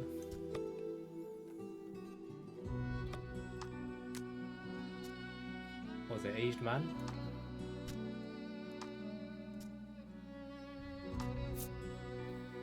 Well, would you look at that? The old man calls to his wife. Come look at all these butterflies flying around me. They're beautiful. He smiles so widely his eyes narrow. Torn butterfly wings and legs spill out from the gaps between his teeth. Ooh. Would you like to be one of the men at her end? Sure, why not? Sounds like a nice place to live.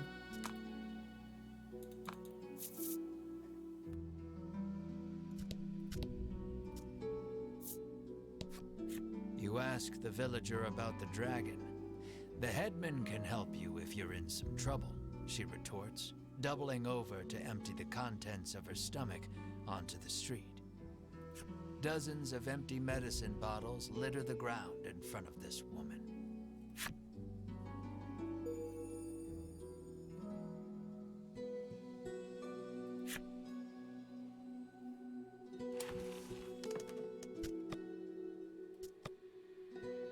Woman's flip side story.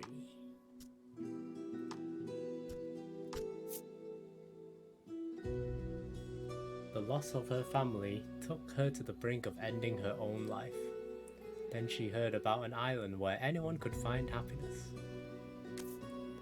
No one on the island had any worries. They hadn't the intellect to worry in the first place. In time, neither did she, and the days bled into one blissful blur. Uh-oh.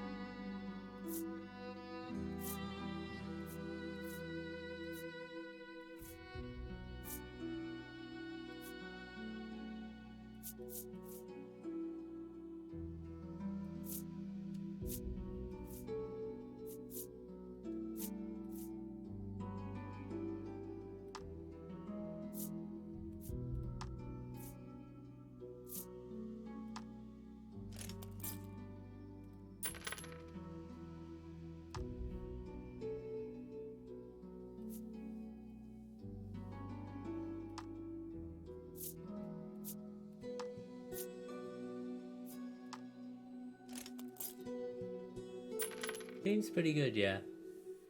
The JRPG part is quite simple, but then the story's got these really dark parts.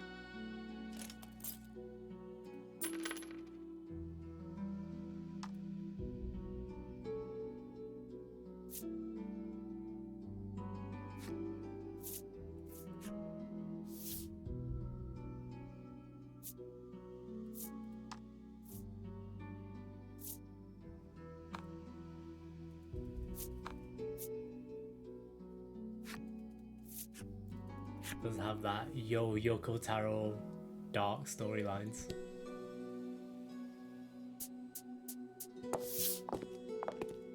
You arrive on the scene to find a man collapsed in the street, convulsing. Another man kneels over him in an apparent attempt to provide comfort and care. He's robbing him.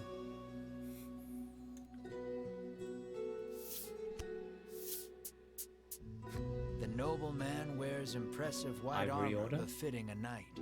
He continues talking to the fallen man as he provides emergency care. Seeing the knight's devotion makes you feel a bit like a putz for doing nothing.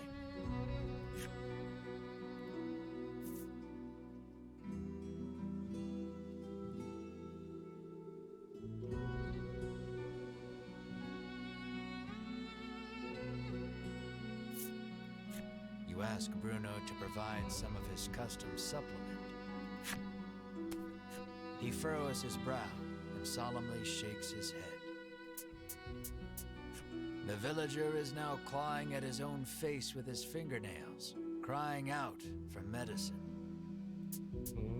Blood as black as tar you played this game, begins oozing out of his eyes, ears, and mouth. It proceeds to leak from every orifice imaginable. The convulsions subside. Within moments, the villager lies still. A horrific thought makes itself known. This is the first time you have witnessed the death of a fellow man. Even in a world where medicines and elixirs can cure most any ailment, none are safe from death's icy grip. And as well you know, that which is dead can never return.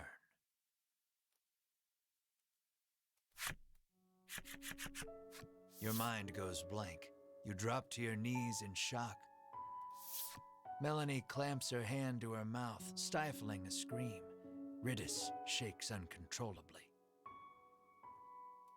The knight hangs his head. Bruno nervously asks, I know, right? What are you doing here? The knight's name is Sherwin. He identifies himself as a member of the Ivory Order. His travels brought him to this village where he has been caring for the ailing residents. His face contorts in disgust. If not for these foul drugs, they would be healed. He spits and takes his Foul leave. drugs. Bruno gazes upon the villager's corpse with a look of apparent realization.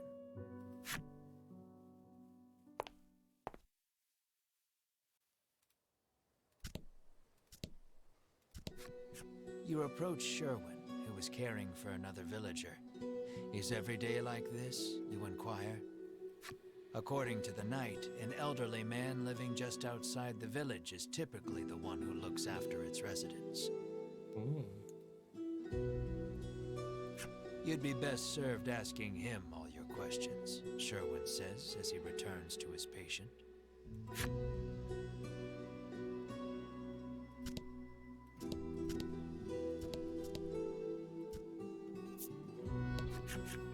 A man approaches you as you wander through the village. Might join my party. Spare a bit of medicine, he asks genially.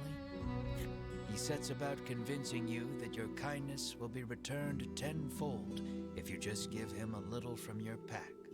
His silver tongue would put even the best salesman to shame.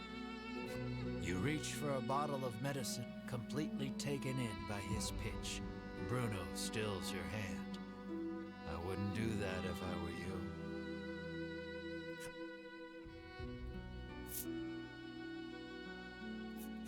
I really shouldn't, you yelp over your shoulder, already walking away at a brisk pace. You continue wandering the village streets, only to be accosted by the man once more. It seems he will follow you to the ends of the earth.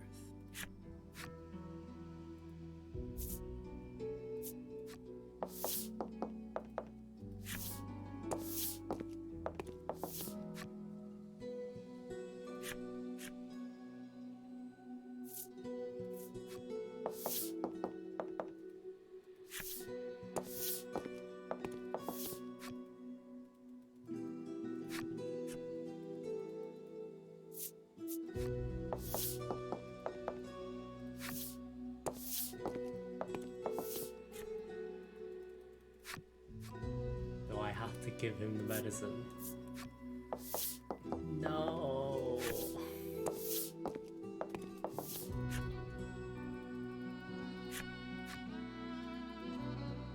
I think I have to do it. God damn it.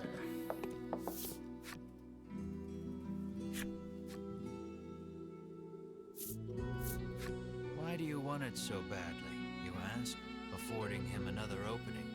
He gladly takes it. He first came in contact with it as a child. His parents made him no money.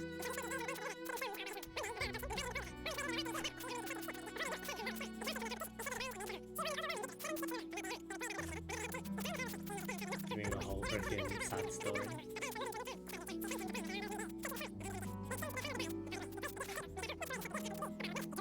And never since forgot its wonderful taste. You are fully invested in this story, and desperate to give the man some small comfort in this cruel, cruel world. You're primed and ready to hand it over. I've heard better sob stories, Melanie says dryly, having somehow absorbed the man's story, despite the blistering speed in which he delivered it. Bruno thinks you'd better not, but you're not so sure. No, we're not giving him medicine. You heed Bruno's warning and return the medicine to your pack. The man's shoulders droop and he shuffles off out of sight. He appears to have dropped something peculiar in his haste. Oh. Number 8 card. I don't know what these cards are for.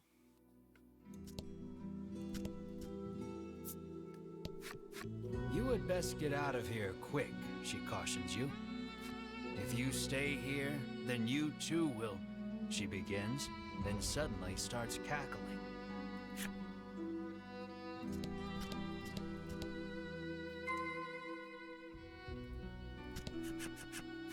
You knock lightly on the door.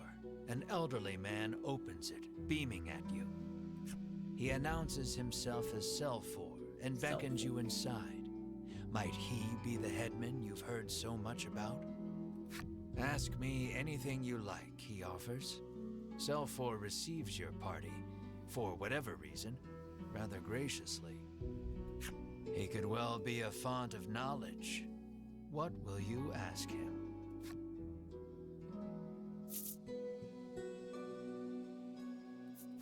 You ask if he is the one in charge of the village. It's true that the villagers call him their headman, but I feel compelled to correct the record and state that my official title is Overseer. Overseer?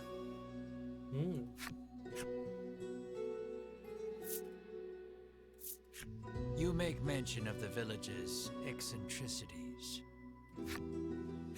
Selfor informs you that the island indeed suffers from an extreme shortage of medicine. Doesn't seem like a shortage. It's more they're using it to just like drug themselves. That kid had loads. He apologizes for the villagers' incivility. Consider it the price to pay for making the world a better place, he adds nonsensically.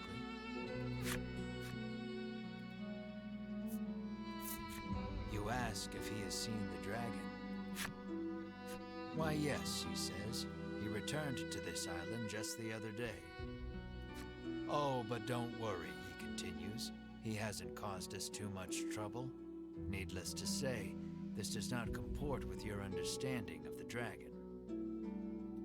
You notice Melanie lift an eyebrow at his use of the word returned. Returned? At any rate, the dragon's presence on the island is confirmed. You quietly celebrate the first credible lead you've yet received. Your questions satisfactorily answered, you thank Selfor and turn to leave. He asks you to stop. We have yet to discuss the terms of your living here, he declares. Oh?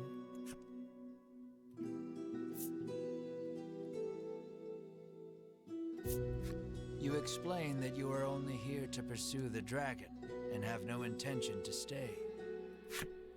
Selfor begs your forgiveness for thinking you were newcomers. It's perfectly understandable, though, what with the non-match among you, he says with a sneer. Non-match? Does he know what Mar is? What does he mean by that? Melanie asks you, unable to grasp the old man's intentions. For reasons unknown, you feel the blood drain from your face. Your breathing grows ragged, and you break out in a sweat. We're done here, you say defiantly, as you storm out of the house. That's a non-match. Mar runs after you, chirping frantically. Melanie and the others give chase, but you and Mar are well out of sight by the time they make it outside. The two can't have gone far, though. It may be best to first search the village.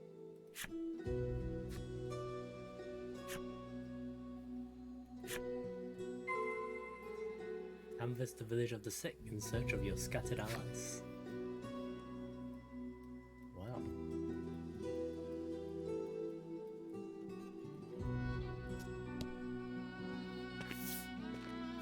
Melanie and company find you standing in front of a house.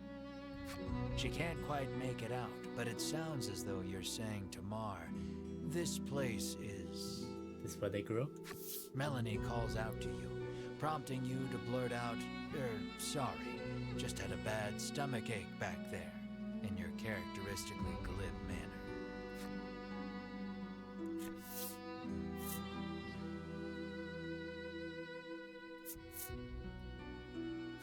She surveys you both and sees two haggard travelers unwilling to admit they're in need. Are you sure you're all right, she asks, concerned. Fine, absolutely fine, you tell her, perhaps too eagerly. So you were worried about me, you shoot back. no, I wasn't, she replies, her face reddening.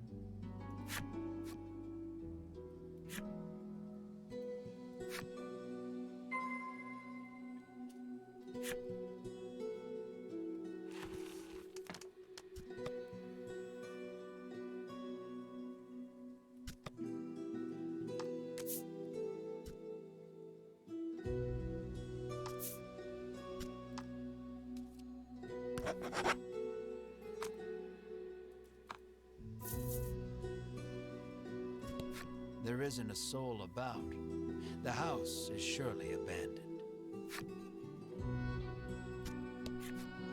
You spot a familiar-looking mage on the village streets. Winifred takes no notice of you and ducks into the apothecary. So, the Ivory Order buys their medicine just like everybody else, you muse to yourself as you prick up your ears and listen carefully.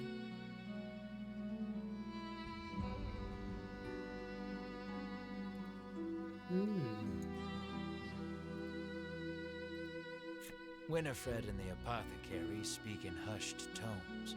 You'd guess it's an order for special medicine, but you can't make it out. Alas, she's just buying the usual stuff. Nothing remotely interesting about that. Though her presence suggests that other members of the order might also be in town.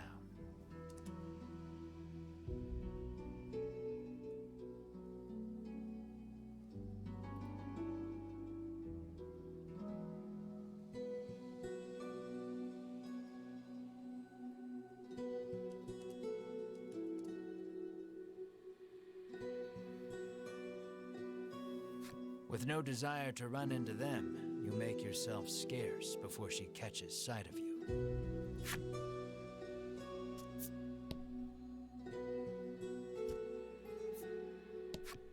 This cursed island is separated from the rest of the world, she mutters from the ground. I heard that outsiders call this place Mount Medica, she remarks, then throws the empty bottle in her hand to the roadside.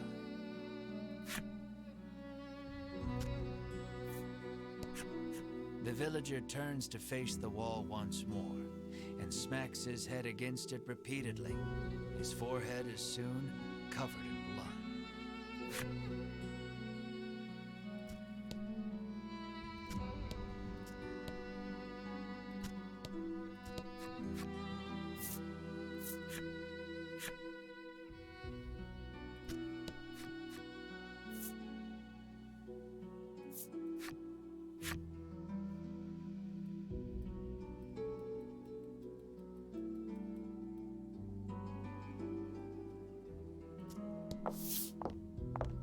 You spy the very people you were hoping to avoid, gathered near the village gate. The last thing we need is a confrontation, you mutter, spying them from the shadows. Why are we always hiding? Melanie hisses under her breath. Two members of the Order are speaking with Sherwin. Given how deferential they appear to be acting toward him, you hazard a guess that he's their superior. Oh. Have you determined the dragon's location? Sherwin asks. Hedwin launches into his report. The dragon appears to be occupying the volcano. I suggest we move to capture him immediately, he counsels. Now who should appear but Winifred, fresh from her shopping excursion. Preparations for our journey into the volcano are complete, she reports, handing Sherwin a bottle of something. Splendid. Sherwin walks off and out of sight, the other three following close behind.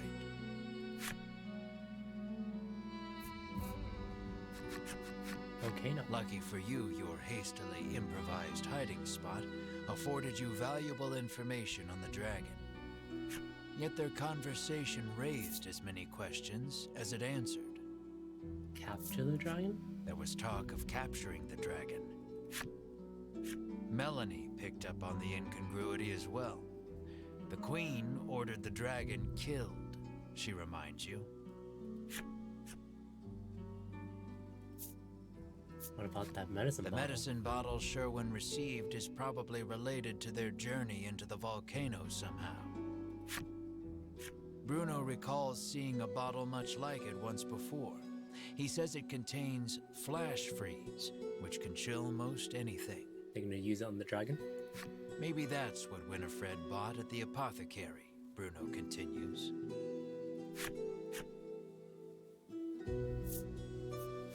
You know that the dragon is lurking in the volcano, but you haven't a clue how to get from here to there.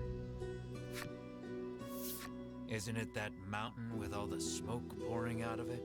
Riddis asks, pointing westward.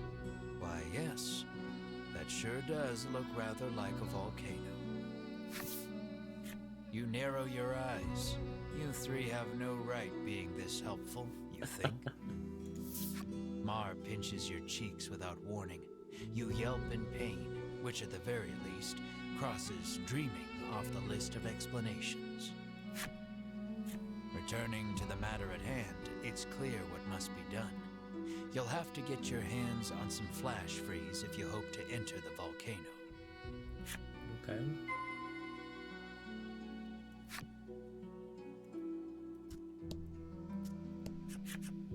Happen to have any flash freeze for sale? You cheerily ask the apothecary. She flashes a wry smile. How do you steady the roiling magma's flow? She asks cryptically. The meaning behind the question is utterly lost on you. She needs a password, Melanie mutters over your shoulder. The answer, then, would be the password. So, how do you steady the roiling magma's flow?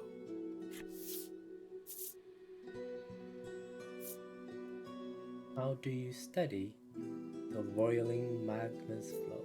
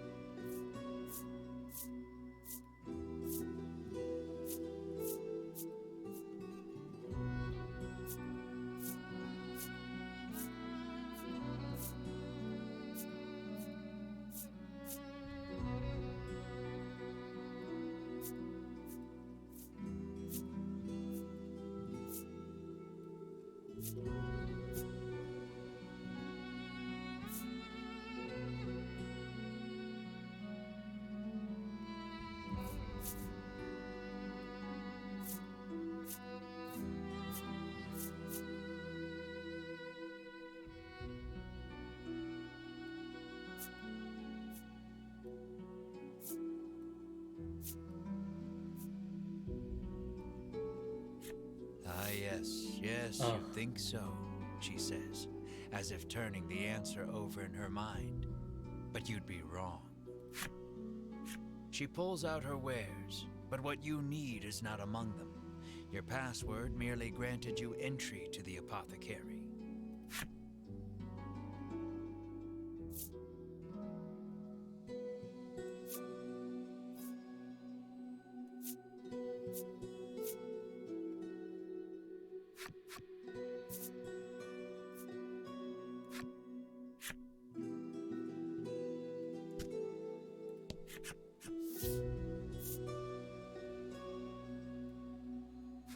No, I picked the same one. Oh my god, I'm so stupid.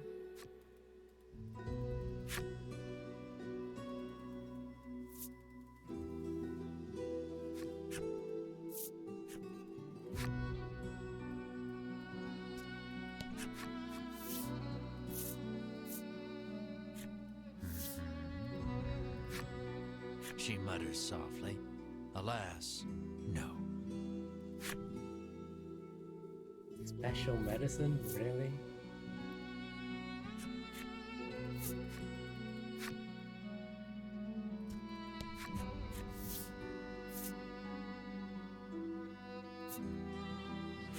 The old woman rolls her eyes, suddenly looking defeated. How did you know the answer? Did someone tell you? She mutters bitterly.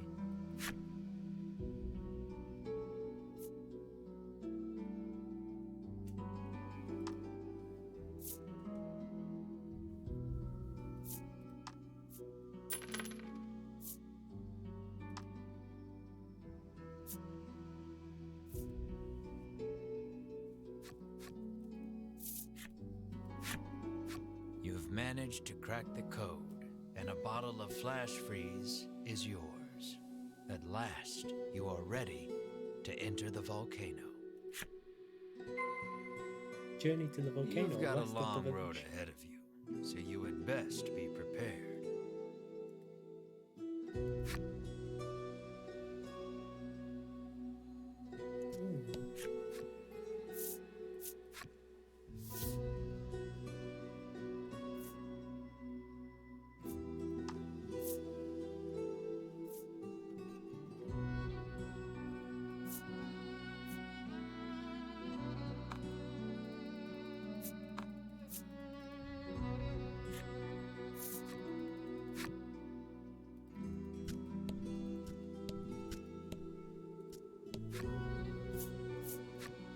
Gonna go fight the dragon? I doubt we'll fight the dragon so soon again.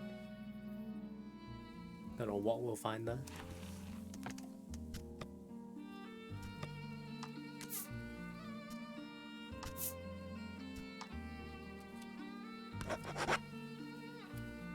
A little bit tired, yes.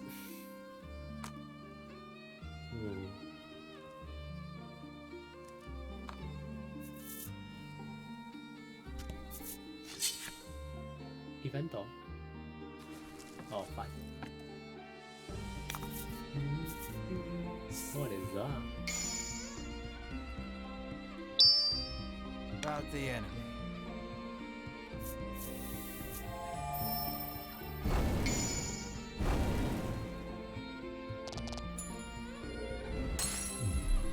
Nice work.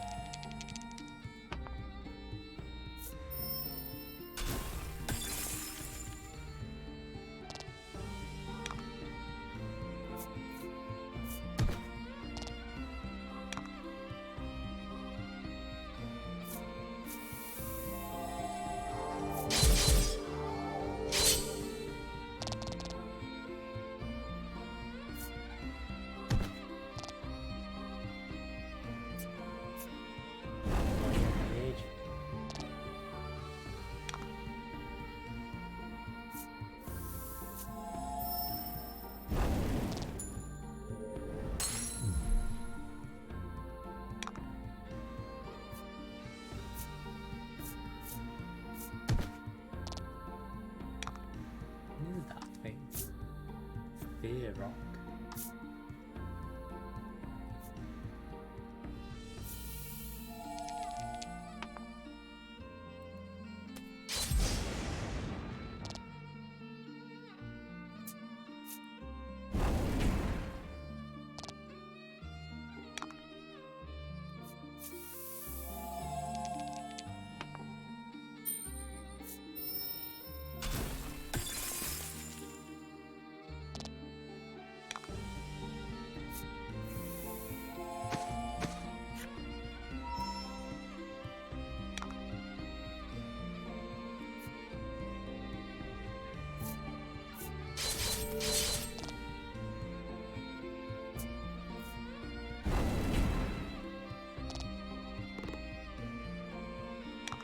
Damage. These rocks are really high defense.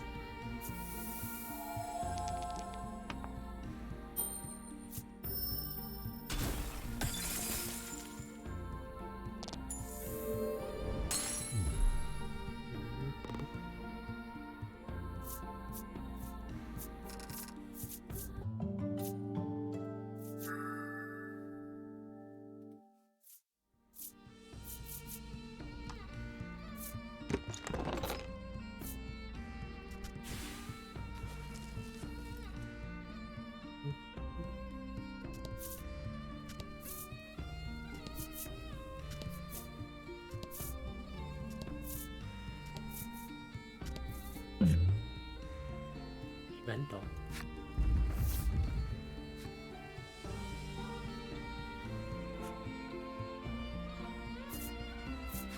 The thing that you saw tumbling down the slope was definitely a person. You're overcome with a sense of deja vu. That's right. High-speed slope rolling was all the rage in town not too long ago. You try it out for yourself and start rolling down I'll probably take a break in this game soon. It's been a few hours. Tumbling over the rough and craggy Feels like ground, a game that would really suit like something a like the Switch or rotating DS. Yeah, it massage. does. Especially with a touchscreen. Seeing how much fun you're having prompts your friends to come tumbling down after you. Everyone seems nice and relaxed afterward.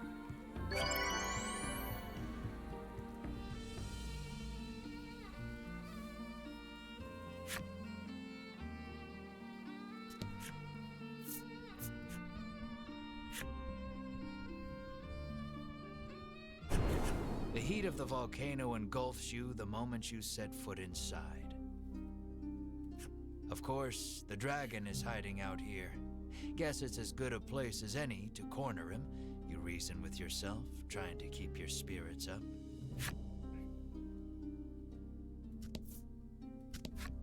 Crossing this river of lava won't be easy.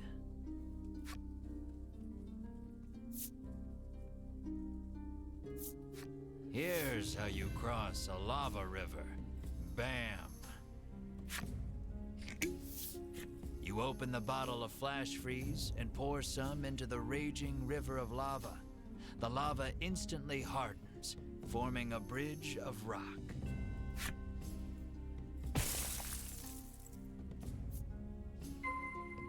Ascend the volcano in pursuit of the dragon.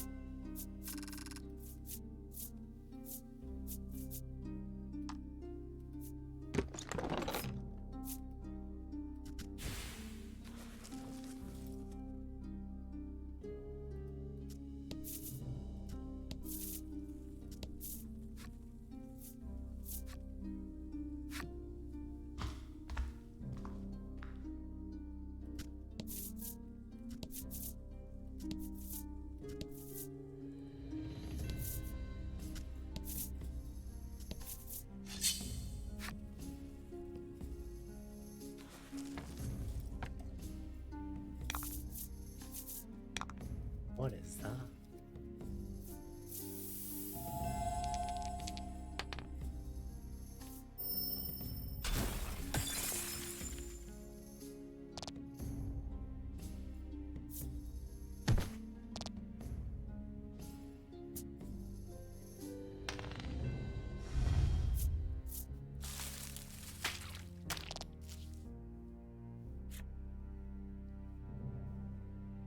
Plus 5 damage from attacks of the specified element. Oof.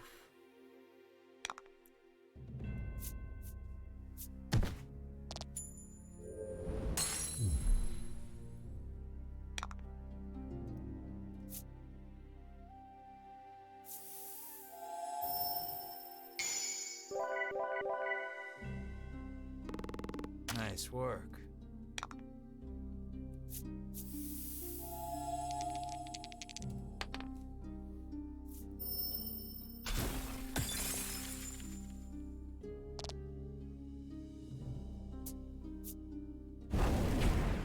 Ow.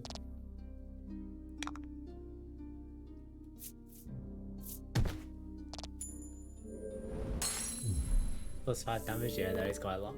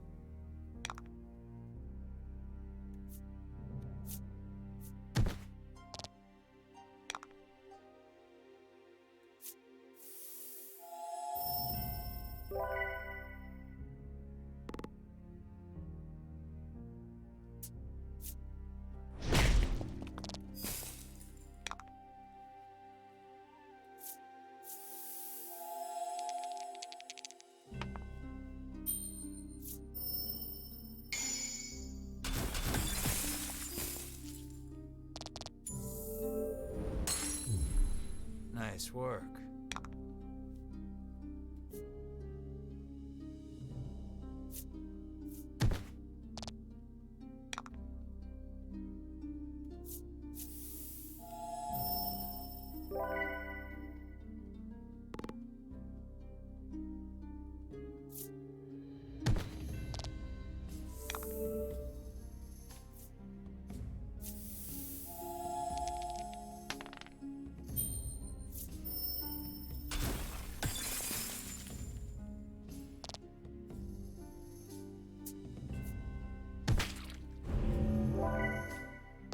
Ooh, like a vampire slime.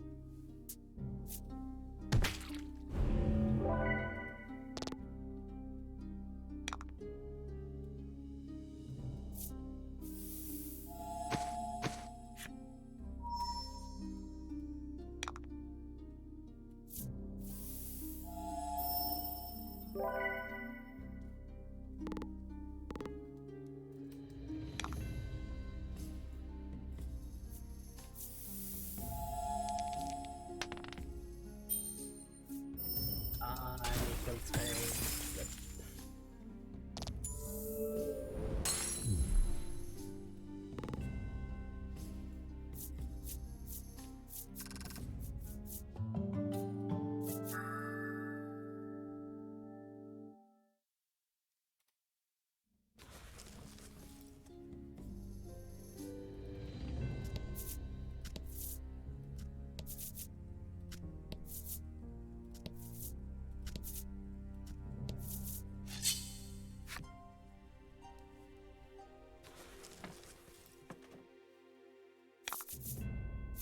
And fight.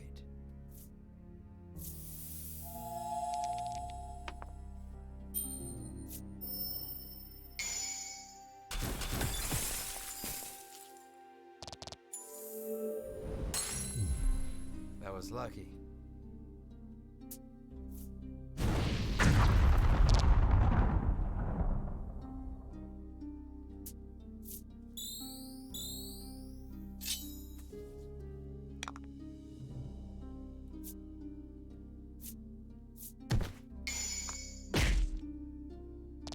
Excellent.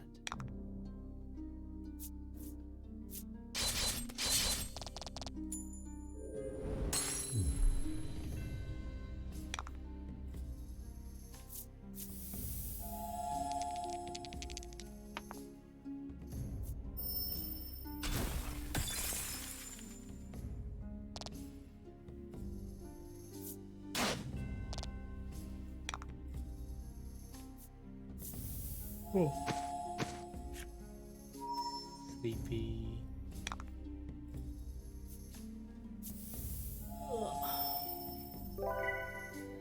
But video games.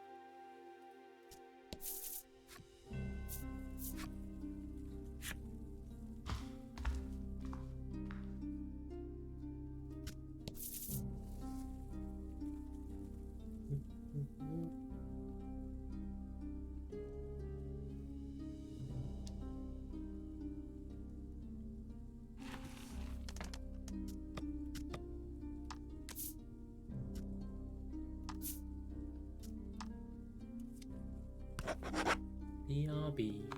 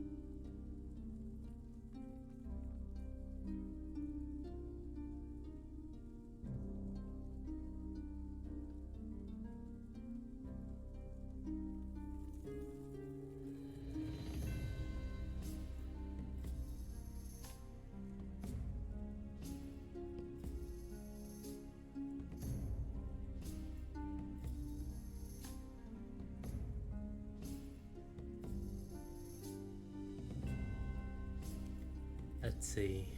Finish chapter. I don't know about that. I don't think I'm near finishing to the chapter. You can't help but chant, "It's hot, so hot," every couple of steps, as if conjuring a spell. You're just wasting energy, Melanie chides. Perhaps you could stand to learn a thing or two from her rational approach. Bruno seizes on the moment. "Yeah, this isn't even worth whining over," he says, flexing at you.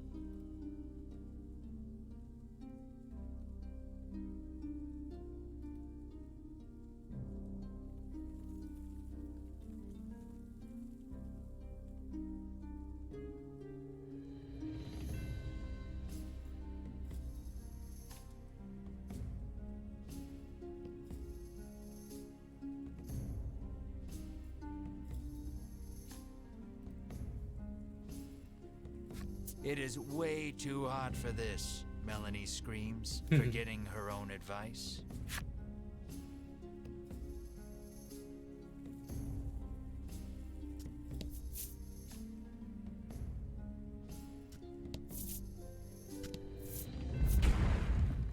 A wave of lava rushes past you, leaving a pile of boulders in its wake. You take a fortunate but ungainly fall backwards, but sadly you must find another route now.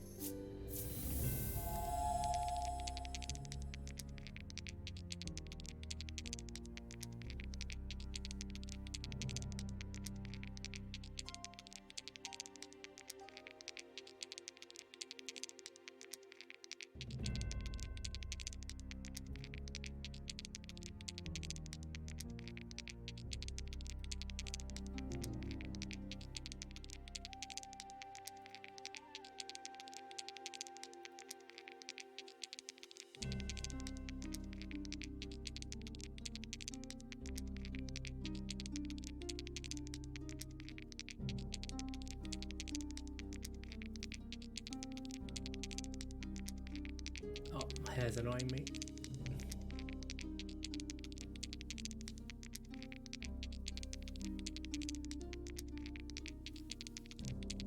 Ugh.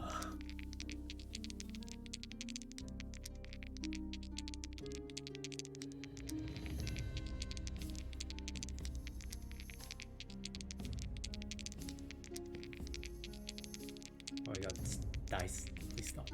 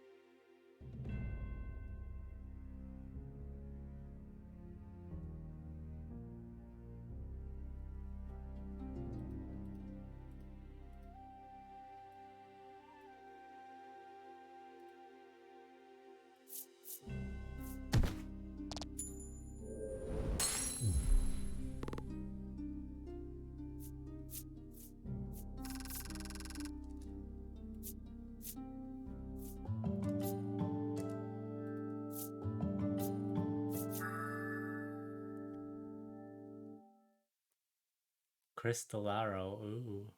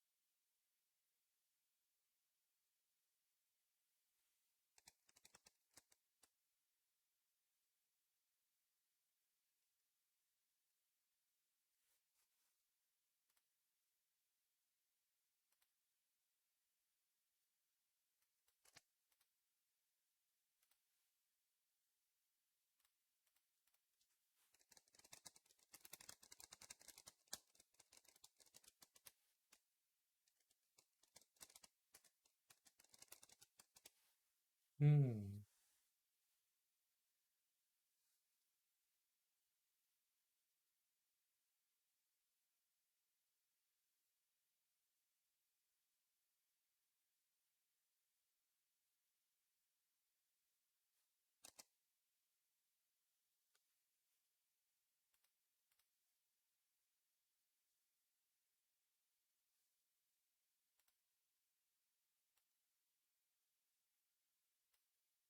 Hmm.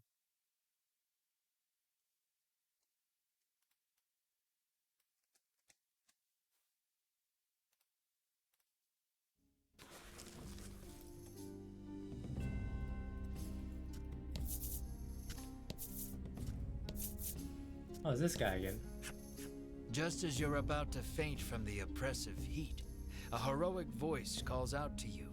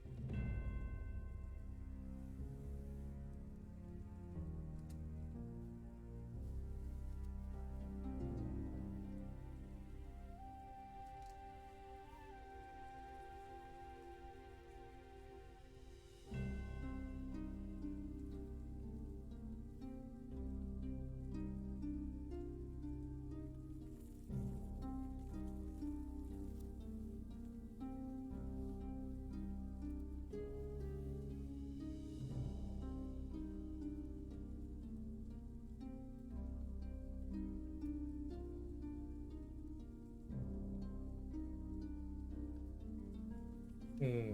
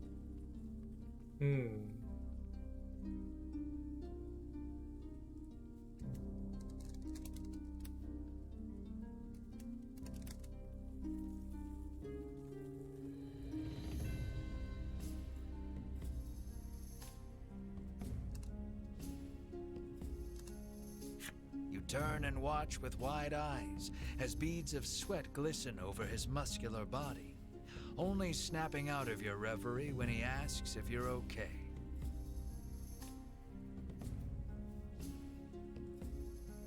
Turn and watch with wide eyes as beads of sweat glisten over his muscular body, only snapping out of your reverie when he asks if you're okay.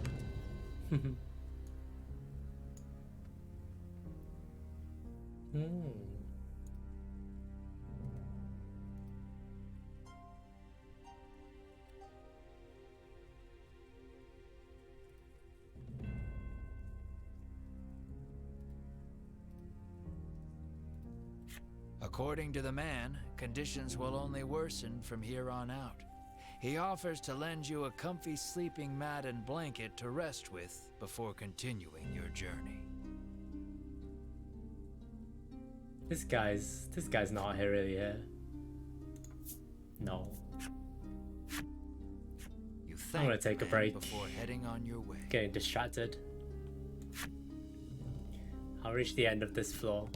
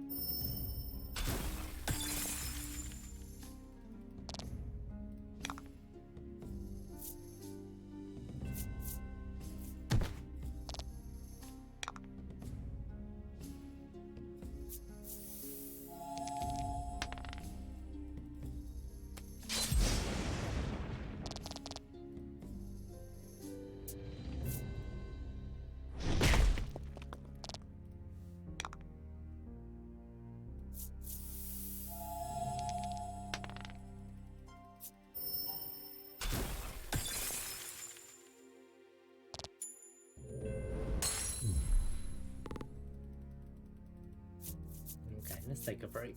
Oh, she decreased light damage by 5. Nice.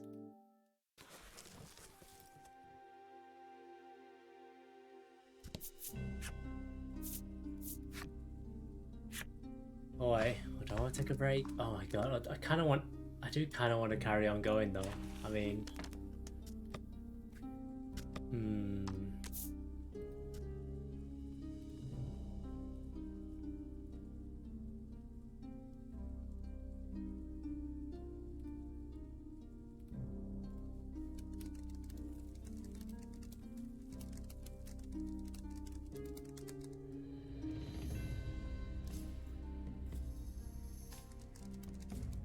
no sleep until I finish the game. Whoa, when did that happen?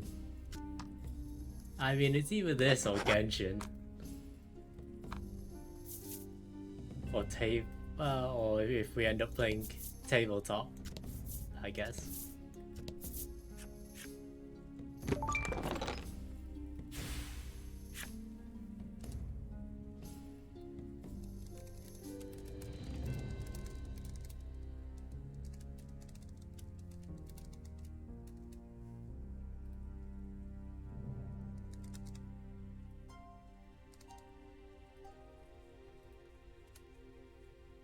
It hasn't happened because you haven't finished the game yet.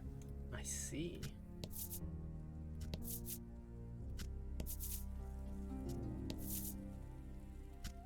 Depends what everybody else wants to do. Wait, is that where I came from? That's not where I came from.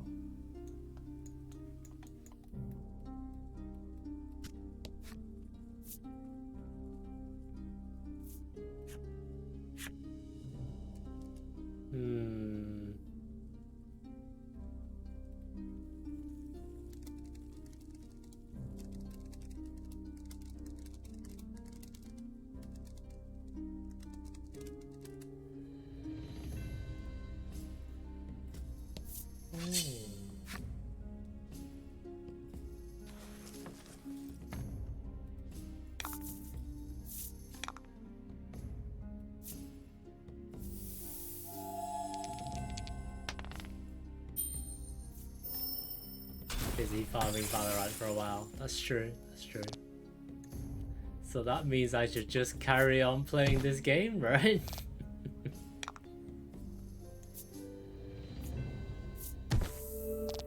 Oh my god, why did I do so much damage and just wasted it all? Ay.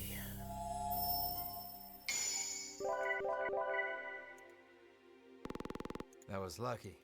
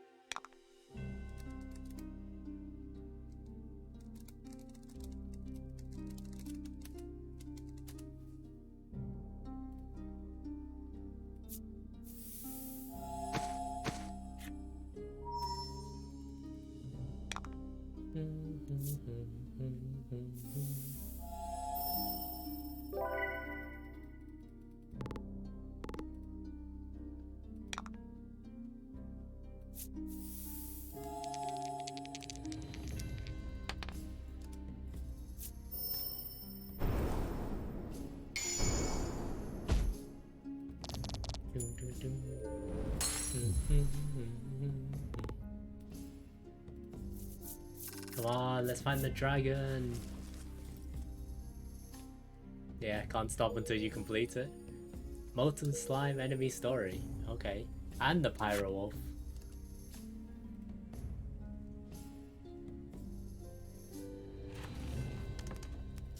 Let's see.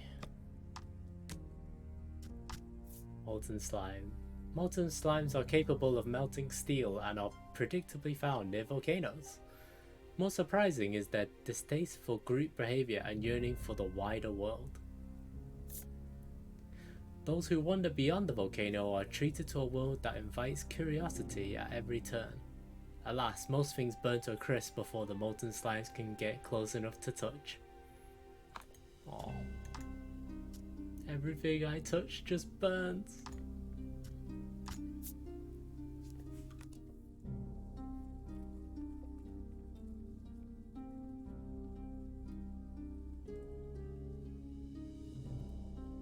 Flames engulfing these wolves are said to burn until the wolf perishes. As such, one nation took to engraving the beasts on talismans as a symbol of long life. A pack of pyro wolves lost in the forest risk burning it all to the ground. Keenly aware of this, the forest dwellers hunt the wolves before they douse the flames.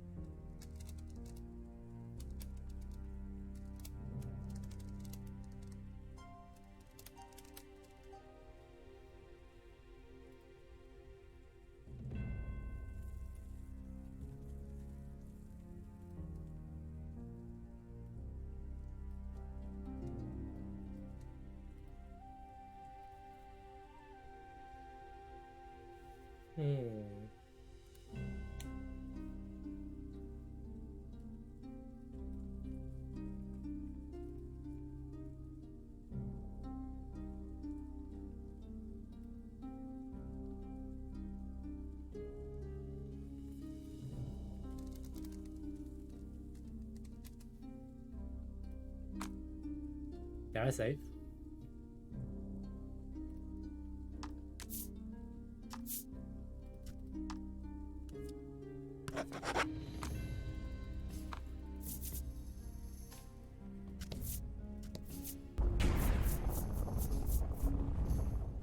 The rocks give way to a rush of lava.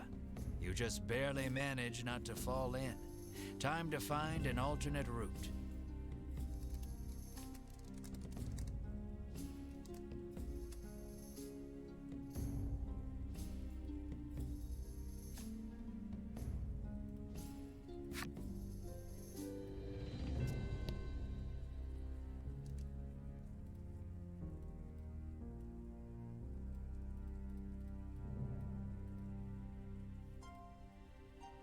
Hmm.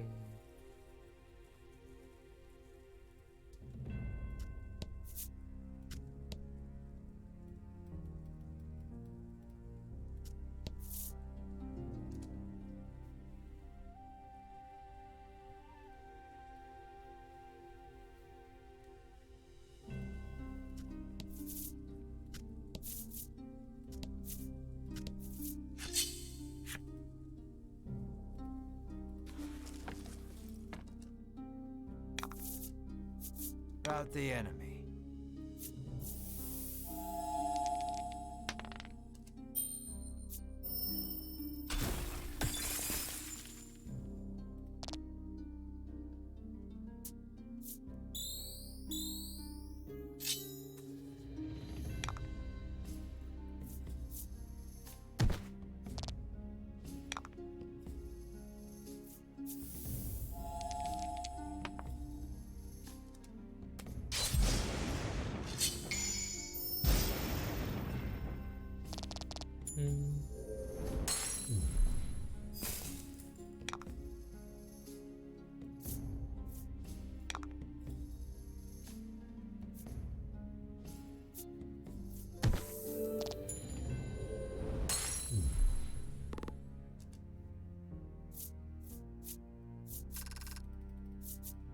How much experience do I need to level up now anyway?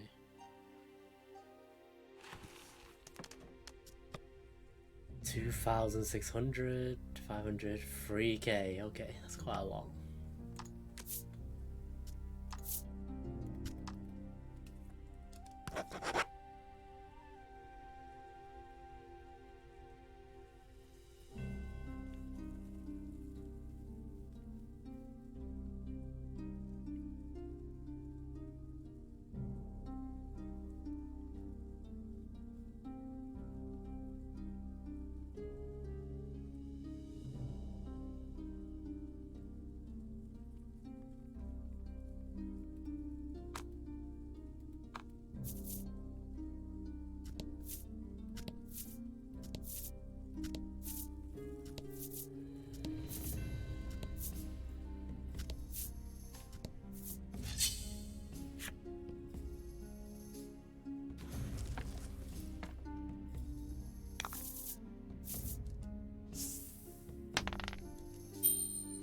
That's rolled by all allies and enemies all land on 5. Whoa.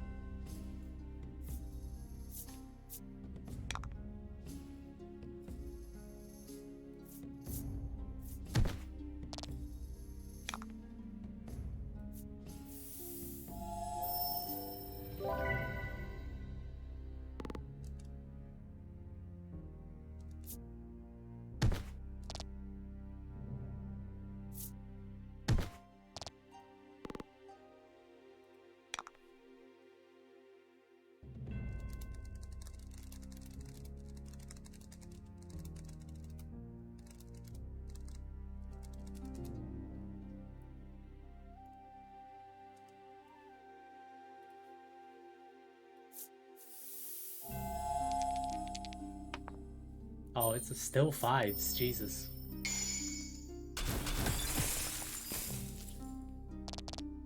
Excellent.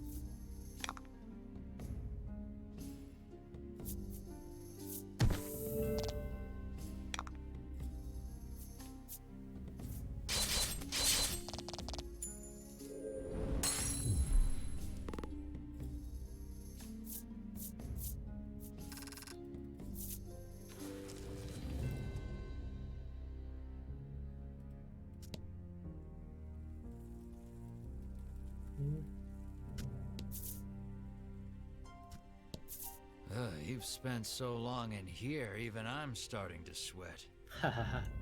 Even the narrator's starting to sweat.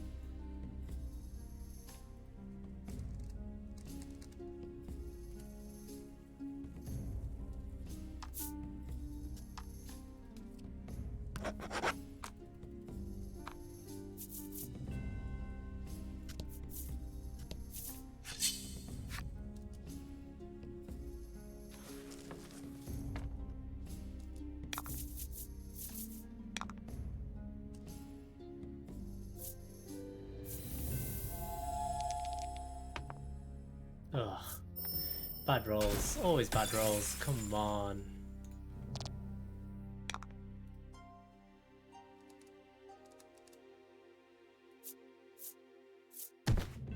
I hate these turtles. They have so much health.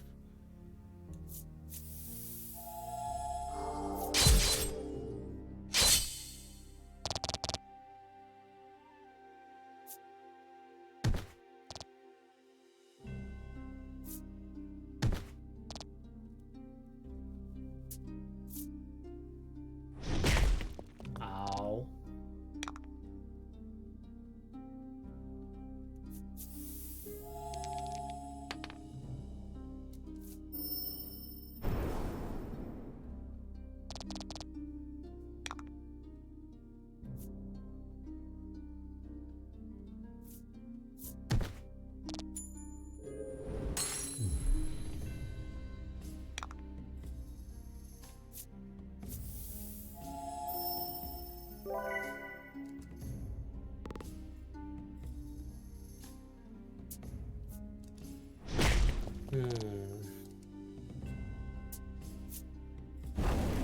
Oh my god, she died.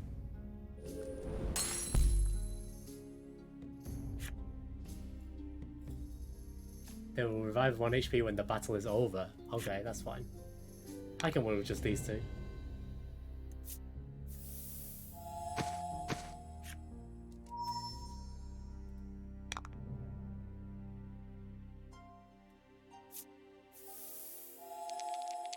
Hello.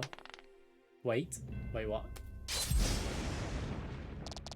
Is this the first? That's the first time one of my characters has been downed in this game. Yes.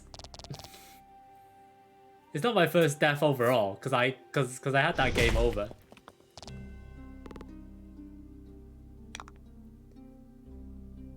But I game overed like my whole party, so like it didn't save that like I had a character down. if you see what I mean.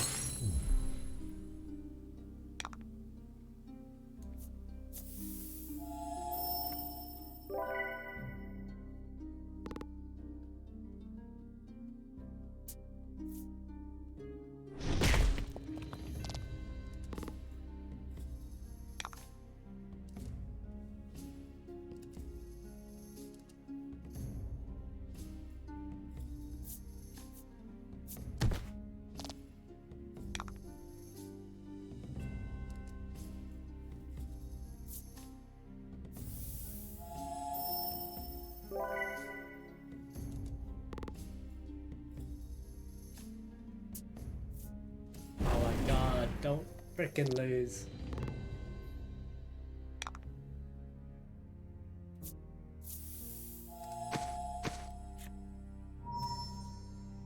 Do you have a res item? No, some of my characters have resistances to elements now.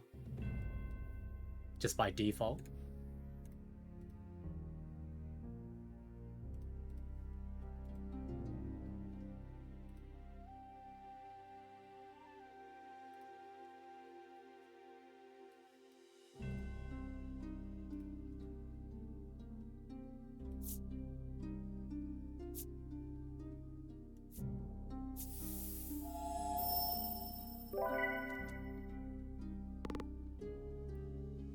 Oh, res item. I do, but I'd rather just win the fight, and then they'll just come back alive with 1 health.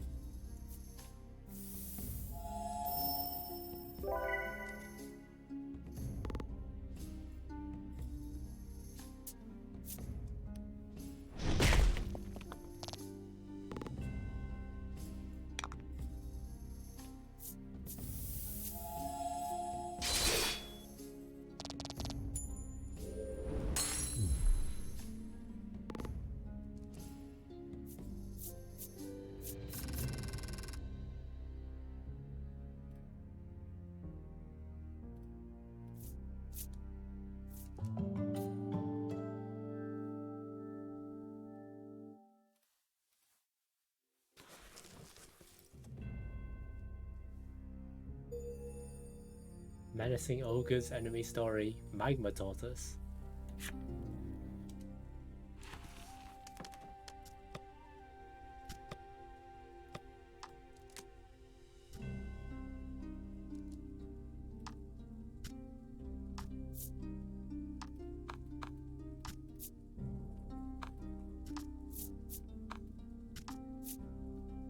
These ogres subject themselves to grueling training, wearing heavy chains such that they may withstand even the most grievous injuries on the battlefield.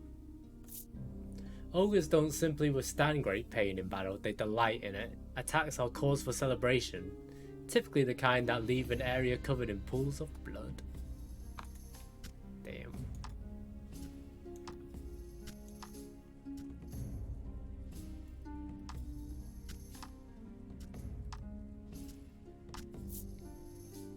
Magma Tortoise. One had best keep their distance from these tortoises, which nest in volcanic areas and fire jets of searing magma from their shells. Should one survive the approach, stroking the tortoise's head triggers states of low, medium, and high heat. Surely, somewhere, a chef is coveting this sentient stove. Wow.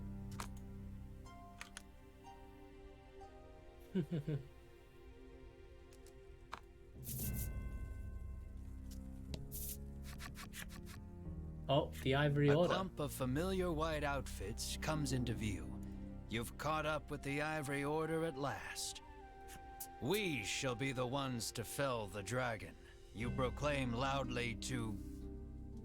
no one, apparently, for the Order pays you no mind. Wow.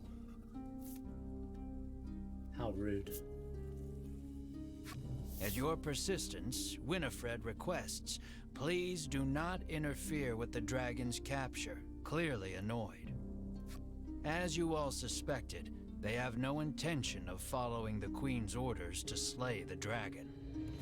What will you do with him once he is yours? Melanie asks forcefully. Oh, we're being attacked. But her answer shall have to wait. The lava bubbles and swirls as monsters leap out onto the rock before you. It would seem the only way out is through. Yeah. Oh, this guy's a badass. In a flash, Sherwin's blade cleaves one in two. Don't mess with Sherwin. Clearly, he has earned his rank within the Order. Keep moving, he bellows, leading his companions deeper into the volcano. The remaining monster turns toward you, eager to avenge its fallen friend. There shall be no avoiding this battle.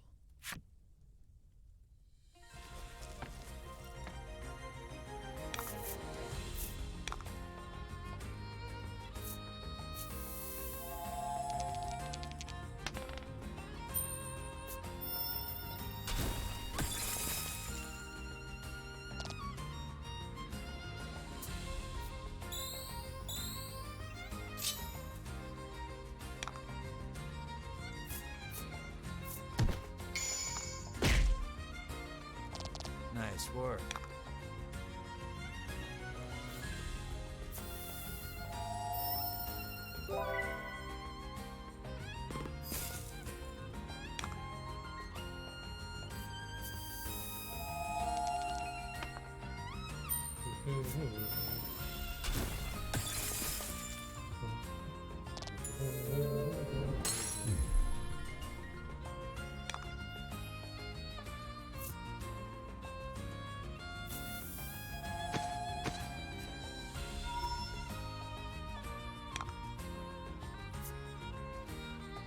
Was Mars max health always 44? I feel like it used to be higher than that. It's a bit weird.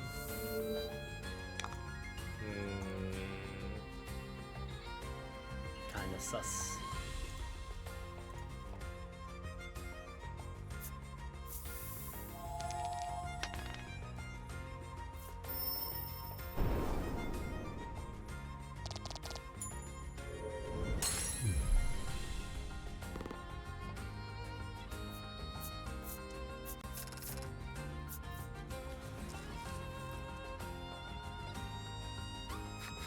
All your efforts will be for naught if they reach the dragon before you do. You hurry the party onward.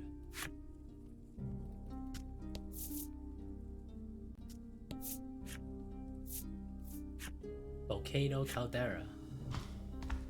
Maybe we'll take a break after finishing this chapter, maybe? Whoa. A deafening roar greets you as you set foot on the summit. The dragon must be close. Let's save before we get freaking killed.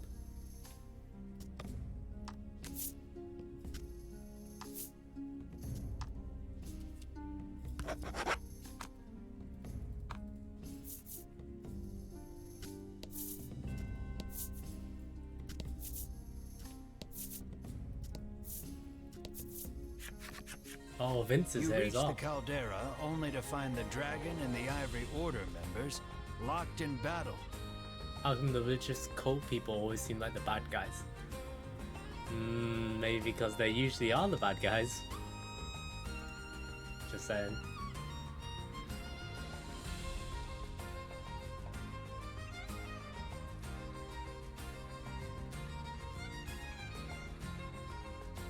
You reach the caldera only to find the dragon and the Ivory Order members locked in battle.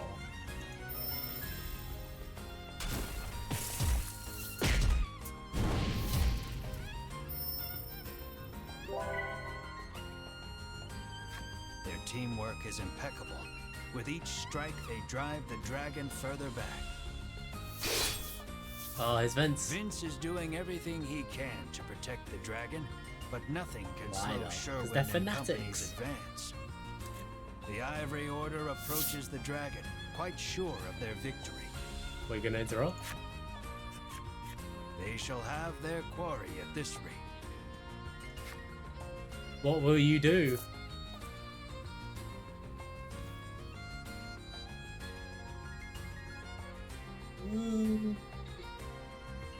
Vince is the other, is that this guy here to the left of the dragon, which is dressed similarly to her.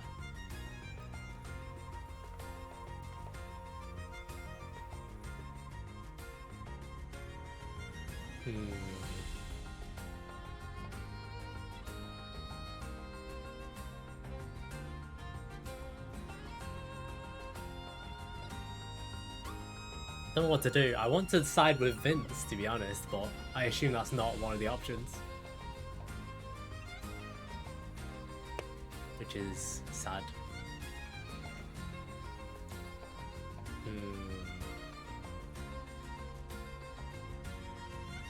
Well. I think I just have to stay back and watch. I don't think it's one of the options. Help fight will mean like help the bad guys, right? Help the Ivory Order or something.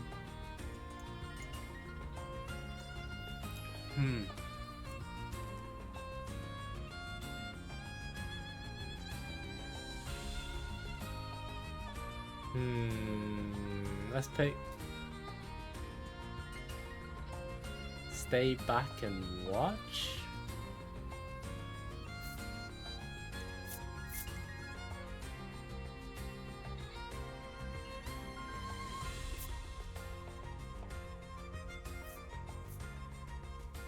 It's kind of like Vince and the Dragon versus the Ivory Order, yeah.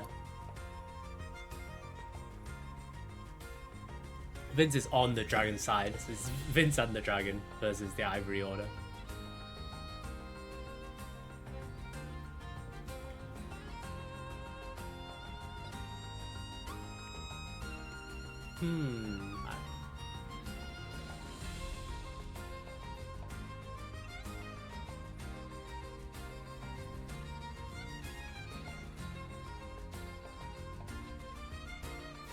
You can see the writing on the wall. You shrink away from the fight. Go on, get out there, Melanie yells, kicking you square in the run.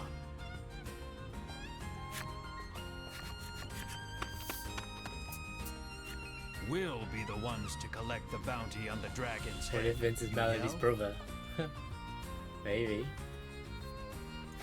What vulgar ambition, Hedwyn says with a sneer. Hedwyn and Winifred each keep one eye on you as they begin incanting a spell to hold the dragon in place. Oh. Without warning, the dragon slams his tail against the ground. Cracks in the earth form beneath his feet. The rock beneath the Ivory Order gives way, sending them tumbling down below. You surmise the fall wasn't far enough to kill them, but they won't make it back here anytime soon.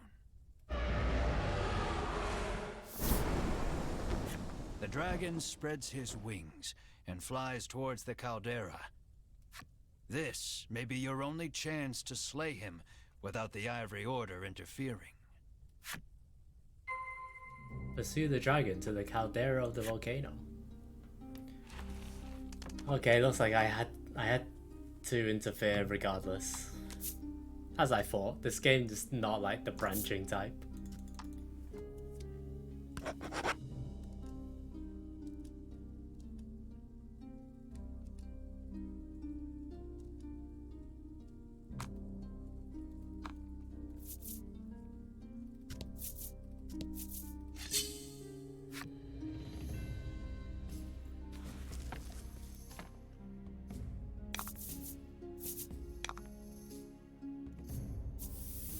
These freaking turtles, man.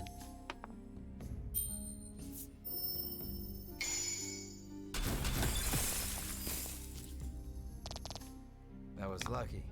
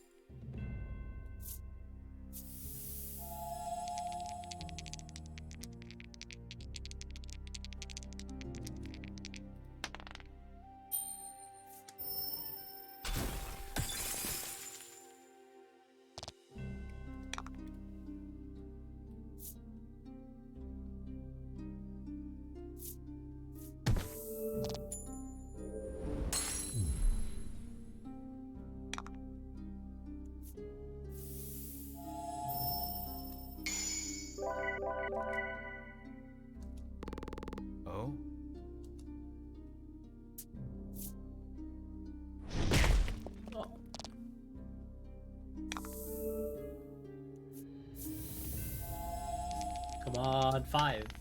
Yes.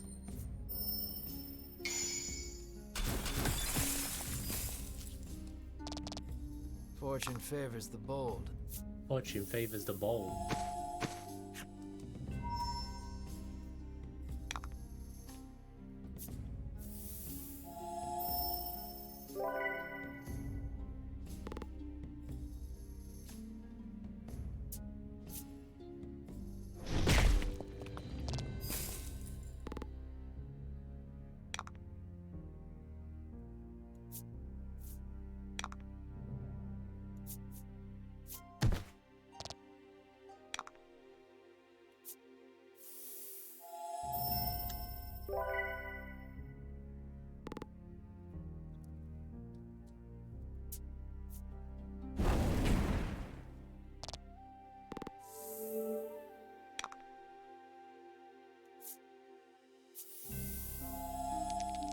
Fights are lasting quite a while now.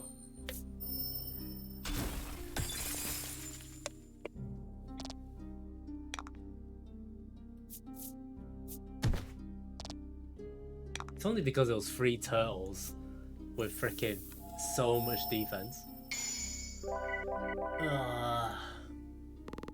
Excellent.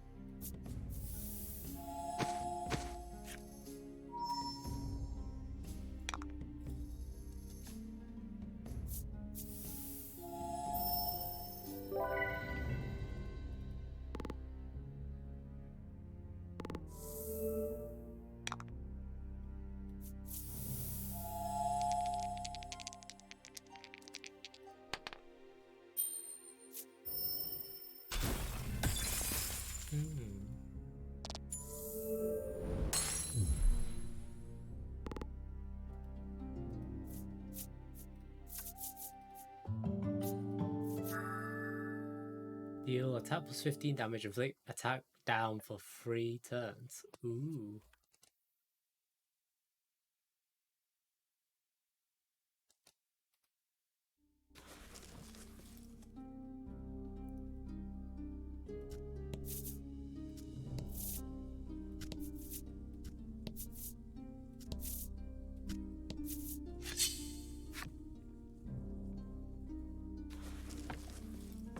Come on. No turtles. Oh, 1 turtle, fine.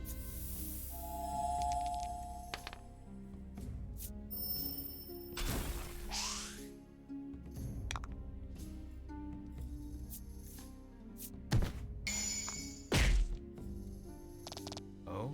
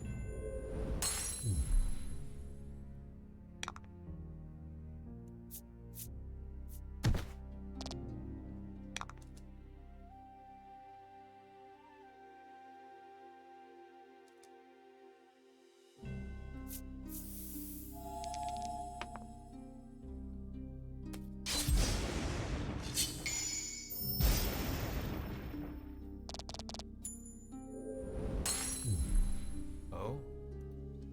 Oh.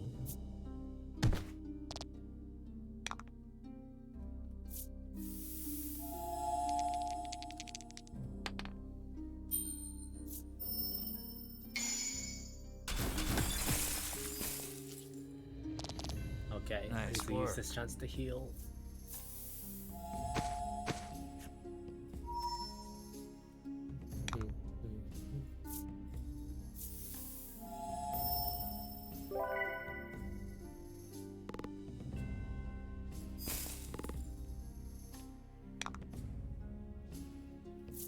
think I need to equip the stronger freaking heal as well.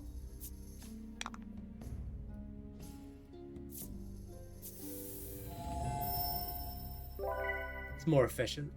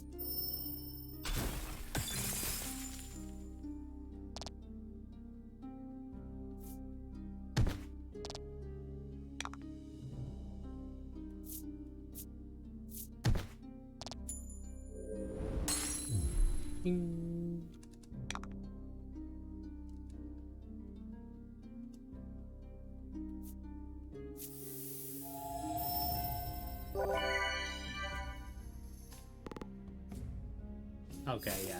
Heal Plus is way better. Now that I can only spend one turn. Yeah, it's just better.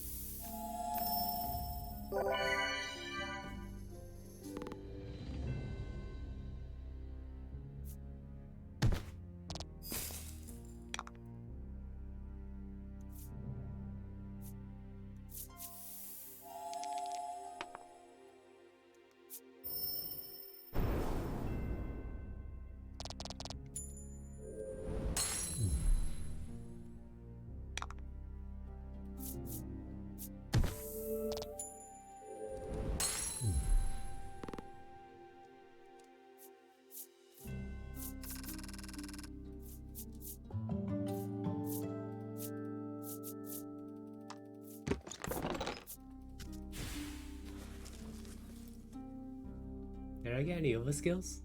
I don't think I did.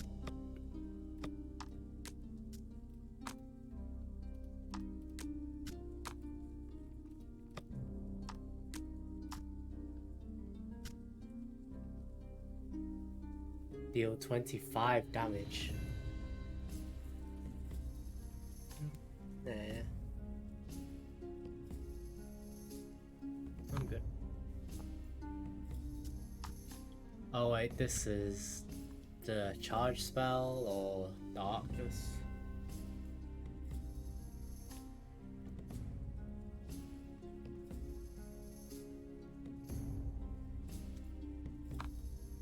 Out of space.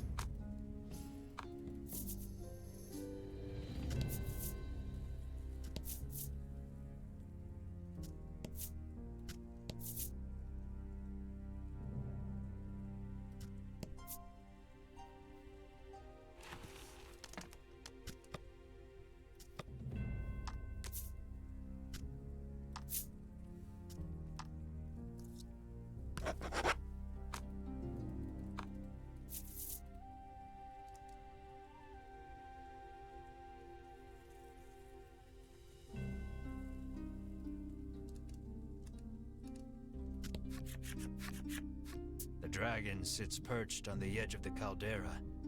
You eye him warily, shouting, "There's nowhere left to run." Is that not? He lets loose an intimidating roar, but you and your party stand tall, unbowed. Victory is within reach. You have never felt more ready to slay a creature in your life. You draw your sword and charge, blade raised and ready to strike. Okay. Something's gonna go wrong, right? It's gotta go wrong. Ooh, In an instant, his bodyguard appears before you. You can see the bloodlust inside him as he stares you all down. He looks upon you and sees only greed. "Fools," he shouts. "You shall not be stopped. You have your reasons for wanting the dragon dead, and they are enough. They are everything. This conflict is inevitable. You heave your sword toward the enemy, come what may."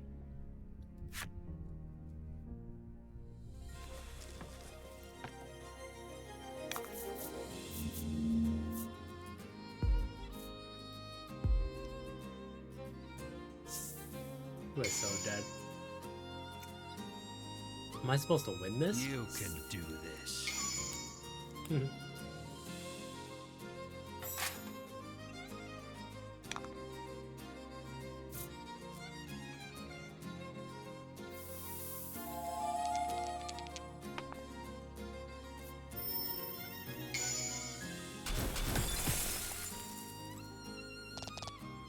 Nice.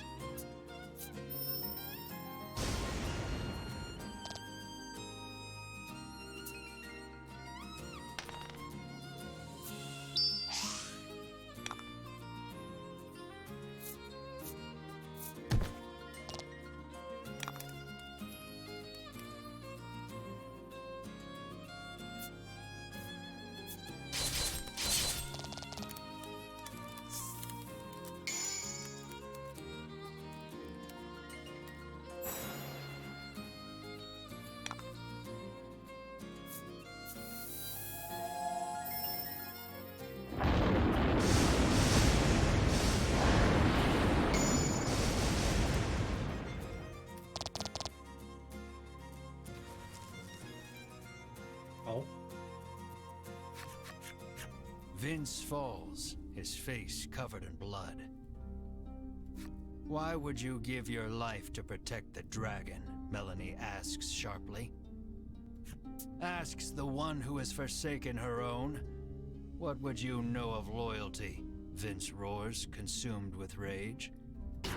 He begins chanting, no doubt preparing to cast a spell. "No, that spell is forbidden," Melanie shrieks. It's too late. What's he doing? A stupendously powerful magic swirls out of the ether, enveloping them both. Oh. Vince turns to face you once more, his aura unlike anything you've felt before. You tighten your grip on your sword. There's no turning back now.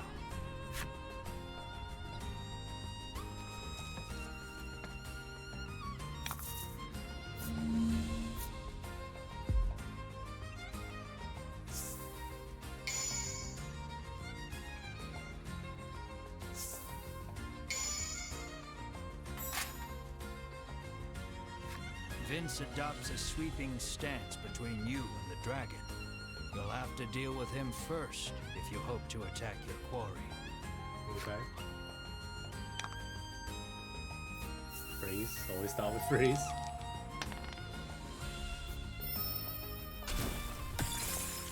Oh my god, he's so strong. Well, he's also gonna freeze us.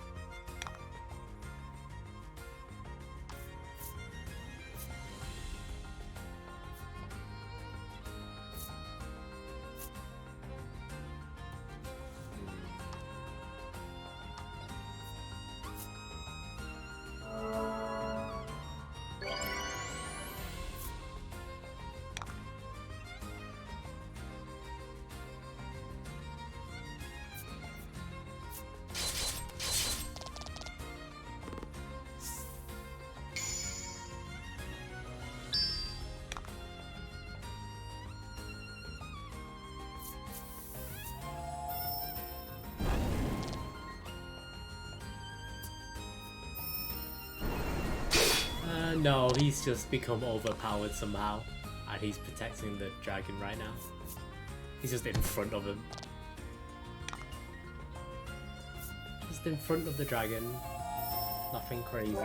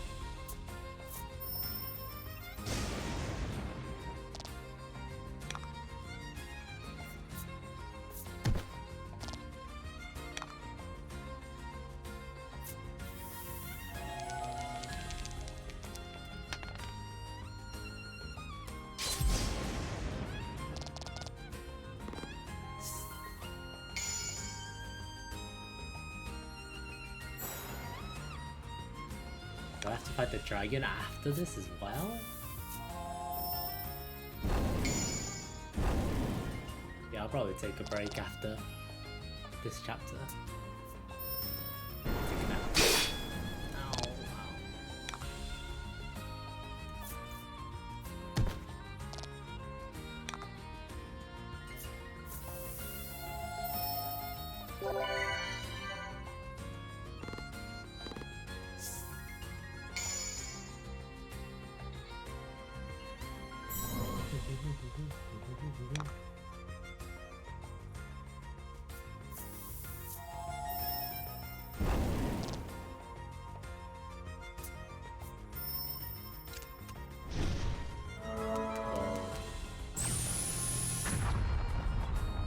ow.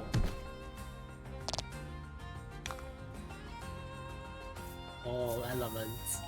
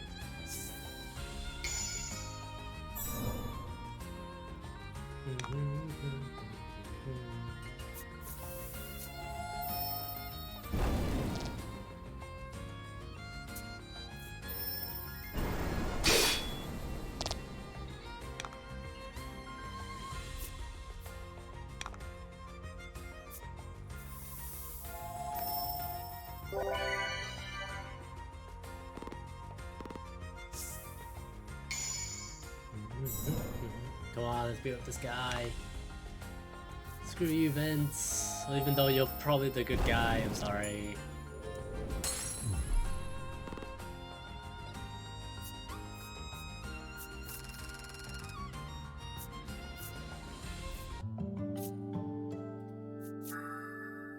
Deal 3 times damage. Tri-blade.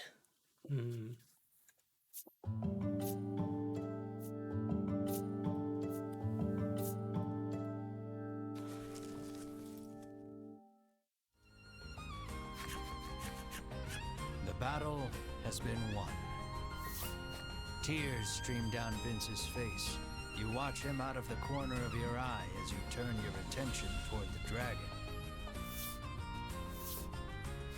Vince, undeterred by the wounds that now cover his body, rises to his feet and moves to protect the dragon one last time. Enough! The dragon speaks. He declares that he wishes to see further harm befall none. Then you ought not to have brought harm upon us, you shout, didn't, did he? listing off the horrors you have heard on your journey. But they were lies, right? Vince, filled with righteous indignation, denounces each and every one as a lie. Yeah, they were lies. The dragon admits that your prowess in battle and willingness to pursue him the world over have earned you the right to hear the truth about this world. Mm-hmm. The dragon claims he shares a special bond with the medicine that helps people the world over. Oh.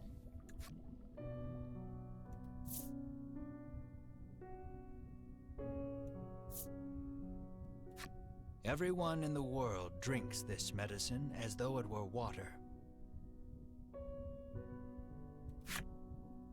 Taking this medicine heals all wounds and cures all ills.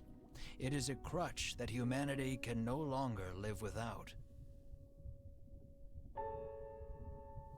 Ticket to ride. Maybe? Probably?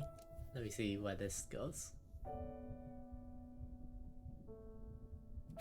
The primary ingredient in this medicine is dragon tear. Dragon tear. All those who succeeded in capturing the dragon in the past forced him to live a nightmarish existence on this island. Oh. They would stab him with several hundred spears. They would slice his scales off with their swords. Every day a fresh horror would visit him in the heart of the island, and every day he would cry out in pain. Yep, hunting him to make medicine. They then gathered up the dragon tear he shed and used it to produce their medicine. Mm-hmm. You cast your mind back over your travels, over all the people who sought the medicine and were saved by it. The mere thought that so much good was born of the dragon's torture makes your mind reel. You feel unmoored. And apparently the dragon didn't kill anybody in the past, according to Vince. Which I'm willing to bet is true, because the Ivory Ore Order is sus. No one moves, or so much as makes a sound. His words weigh on each and every one of you. The dragon claims he has grown weary of suffering for the benefit of humankind. And so, he intones, I beseech you, strike me down. Oh. You hear only hurt and fatigue in his voice. Comply, and you will fulfill the order that was given you. The riches you have coveted for so long shall be yours. But know that if you do, the medicine upon which people have come to rely shall cease to exist, threatening the very foundation upon which humanity was built. What is your heart's desire? Still, we have to slay the dragon, or we can't kill the dragon?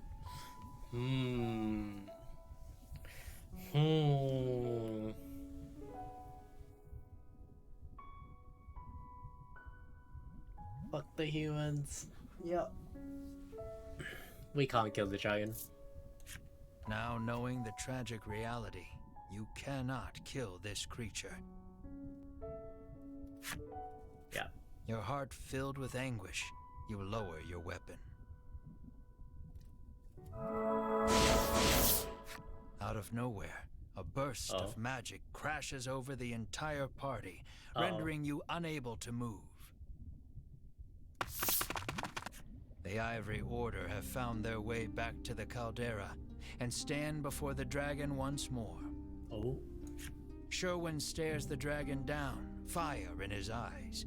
At last, the world is safe, he says. Seize him at once. Edwin urges.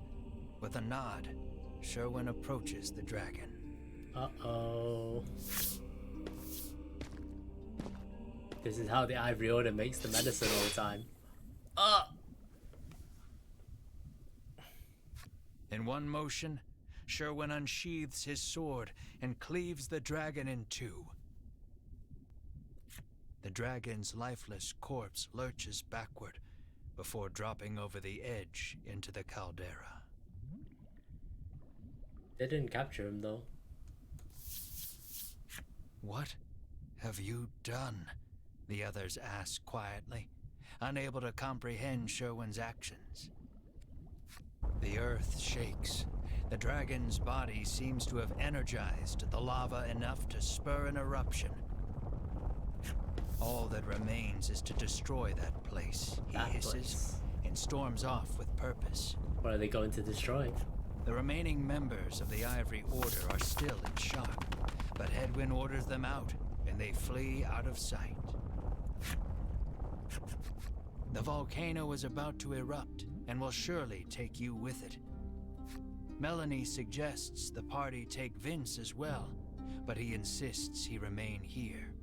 I think Sherwin did know the truth, yeah. I think the Ivory Order is behind the whole thing. In the lore of the story, the Ivory Order has provided medicine to the world. And presumably that's how they did it, by capturing the dragon. He speaks his final request, his voice already fading. Dragon Tear is more powerful than you can imagine, he says, his voice weak and raspy. It could end this world. You mustn't let them use it. Stop them at all costs. Use the forbidden magic if you have to, Melanie. Vince's final pronouncement echoing in your head, you race to catch up to the Ivory Order. The eruption is imminent. The earlier tremors collapsed the passage you took to reach the caldera.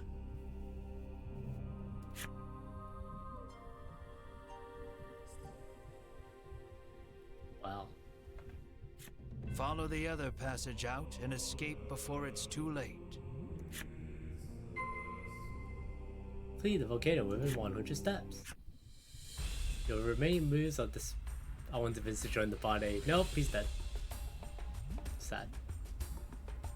And decrease each time you move. If the counter reaches 0, then it's game over. You cannot jump, save, or load until you escape. Auto-saving has also been disabled. Further, you cannot use a belt weapon. Whoa, calm down there, game. Calm the F down. Would you like to save now? Maybe a good idea to save somewhere other than your previously saved data.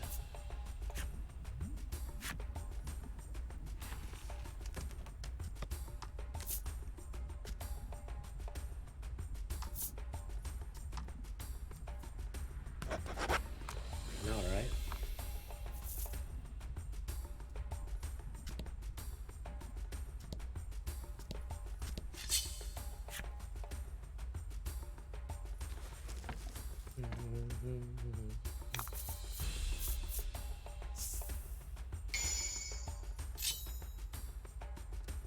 And fight.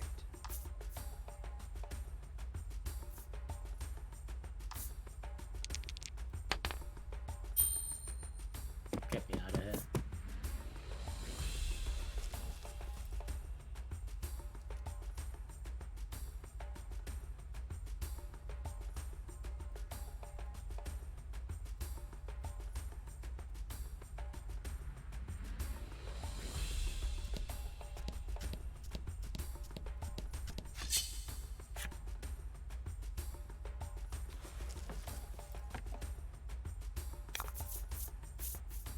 I don't want to fight while in an erupting volcano.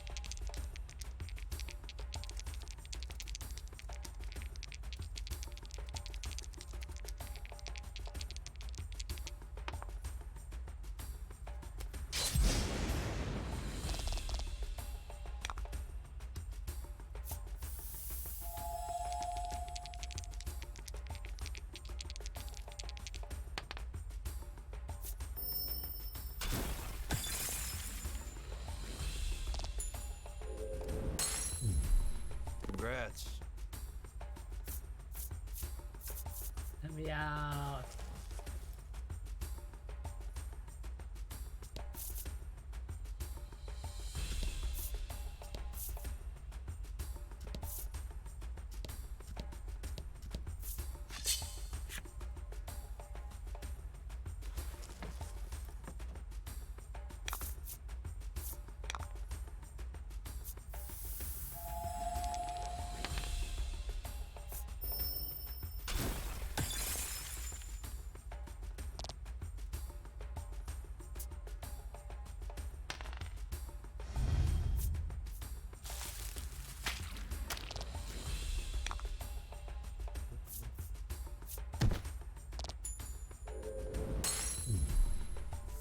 Good work.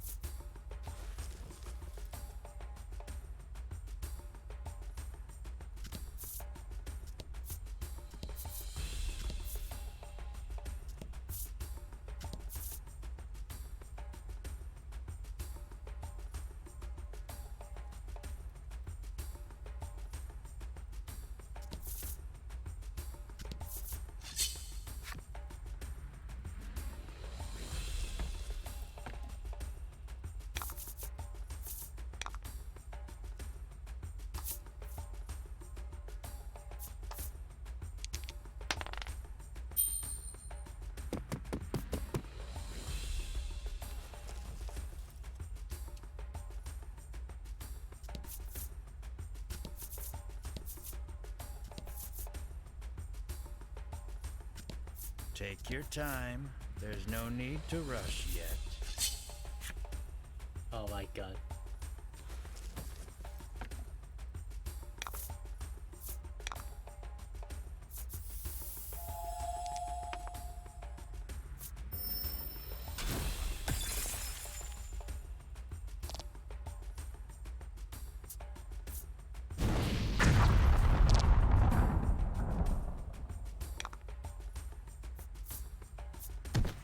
Bustling cost any turns? I don't think it does. So that's fine.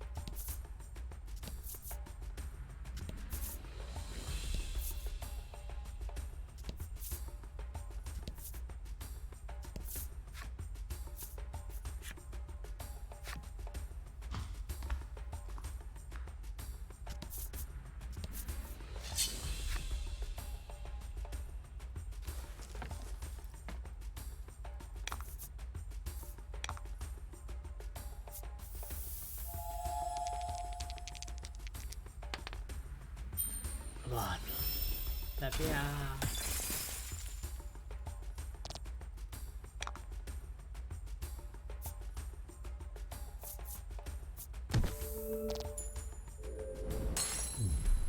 Congrats.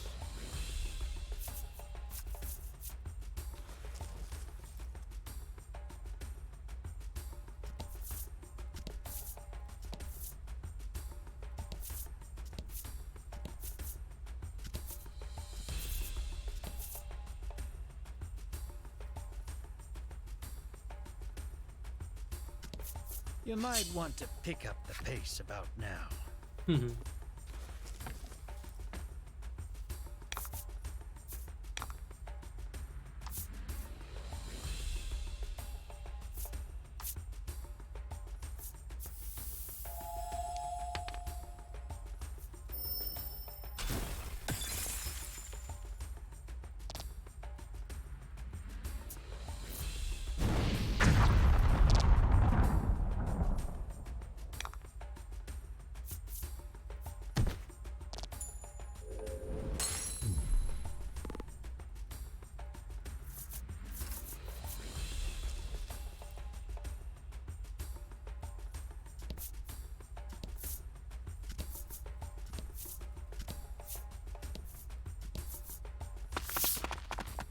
You're nearly out. The relief of knowing you may yet outrun the encroaching lava is immense. And short-lived, as monsters burst forth from the lava, blocking your escape.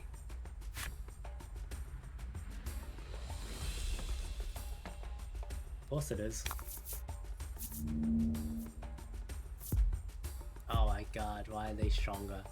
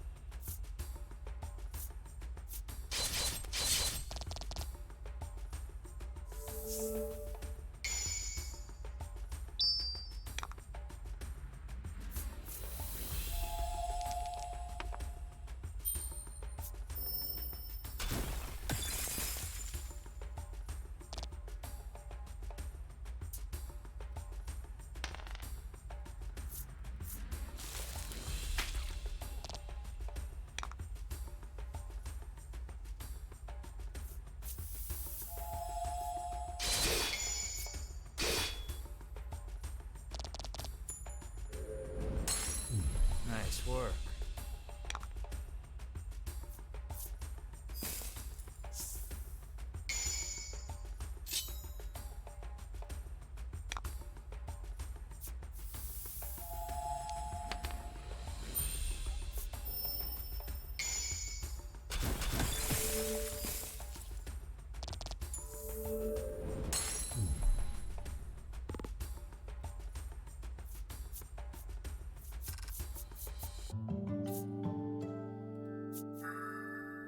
Recover 2 HP after turn ends. Ooh, nice, nice.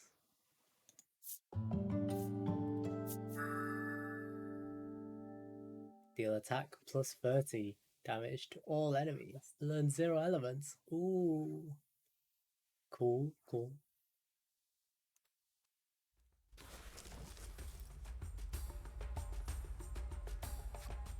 race out of the volcano, the monsters scarcely having hit the ground behind you.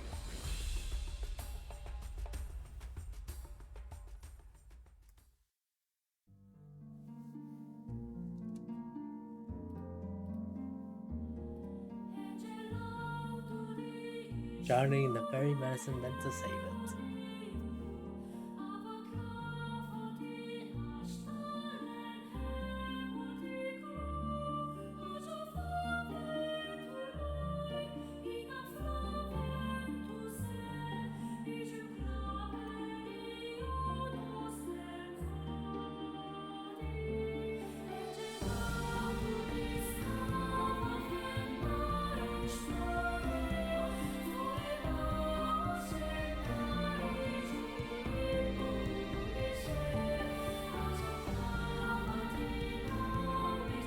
The Ivory Order truly won? What secret does the island harbour? Where has the knight in white gone, and what awesome power lies within? Chapter 7, Dragon Tear. Yep, Ivory Order's the bad guys, or maybe just that person. After your narrow escape from the volcano, you mull over what you learned at the summit. The truth about the dragon and the medicine, what the Ivory Order and Sherwin are actually after.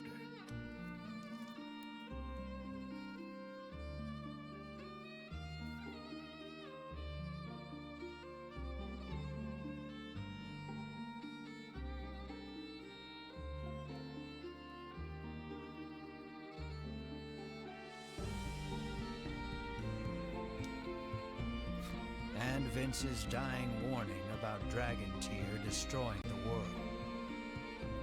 You decide to return to the village of the sick to try and make sense of everything. What is Sherwin after? Exactly. I think he might just want to destroy the world, maybe. Yeah, he killed the dragon. I'm thinking Dragon Tear has more uses than we know.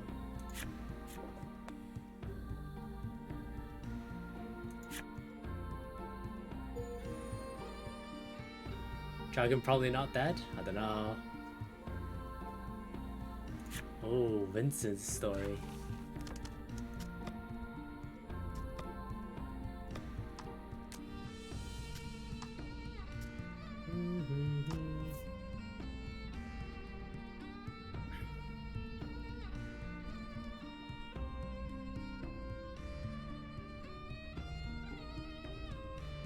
Though they share a birthplace, Vince's magical might far outstrips Melanie's. He is now the dragon's stalwart companion and is ever wary of the Ivory Order. His journey revealed to him the awful secret that binds the dragons, the Ivory Order. As he fell into the heart of the volcano, he had the peace of knowing he'd fulfilled his duty. I thought you needed the dragon to cry for his tears, so why kill it? Yeah, exactly. I'm willing to bet that there's some weapon or something to do with the dragon tears, and he didn't want anybody else using it, basically. So he's gonna destroy the source of the dragon tears, because he just fears it being used against him.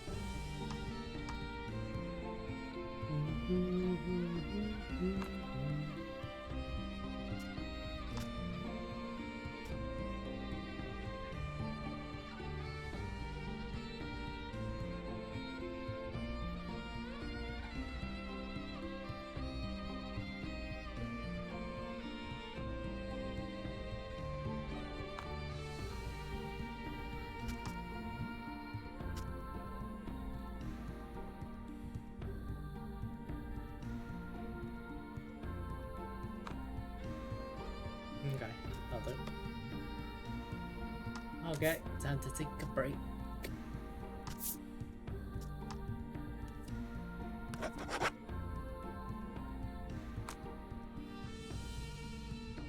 Ooh-wee. Pretty good, pretty good. Bye-bye.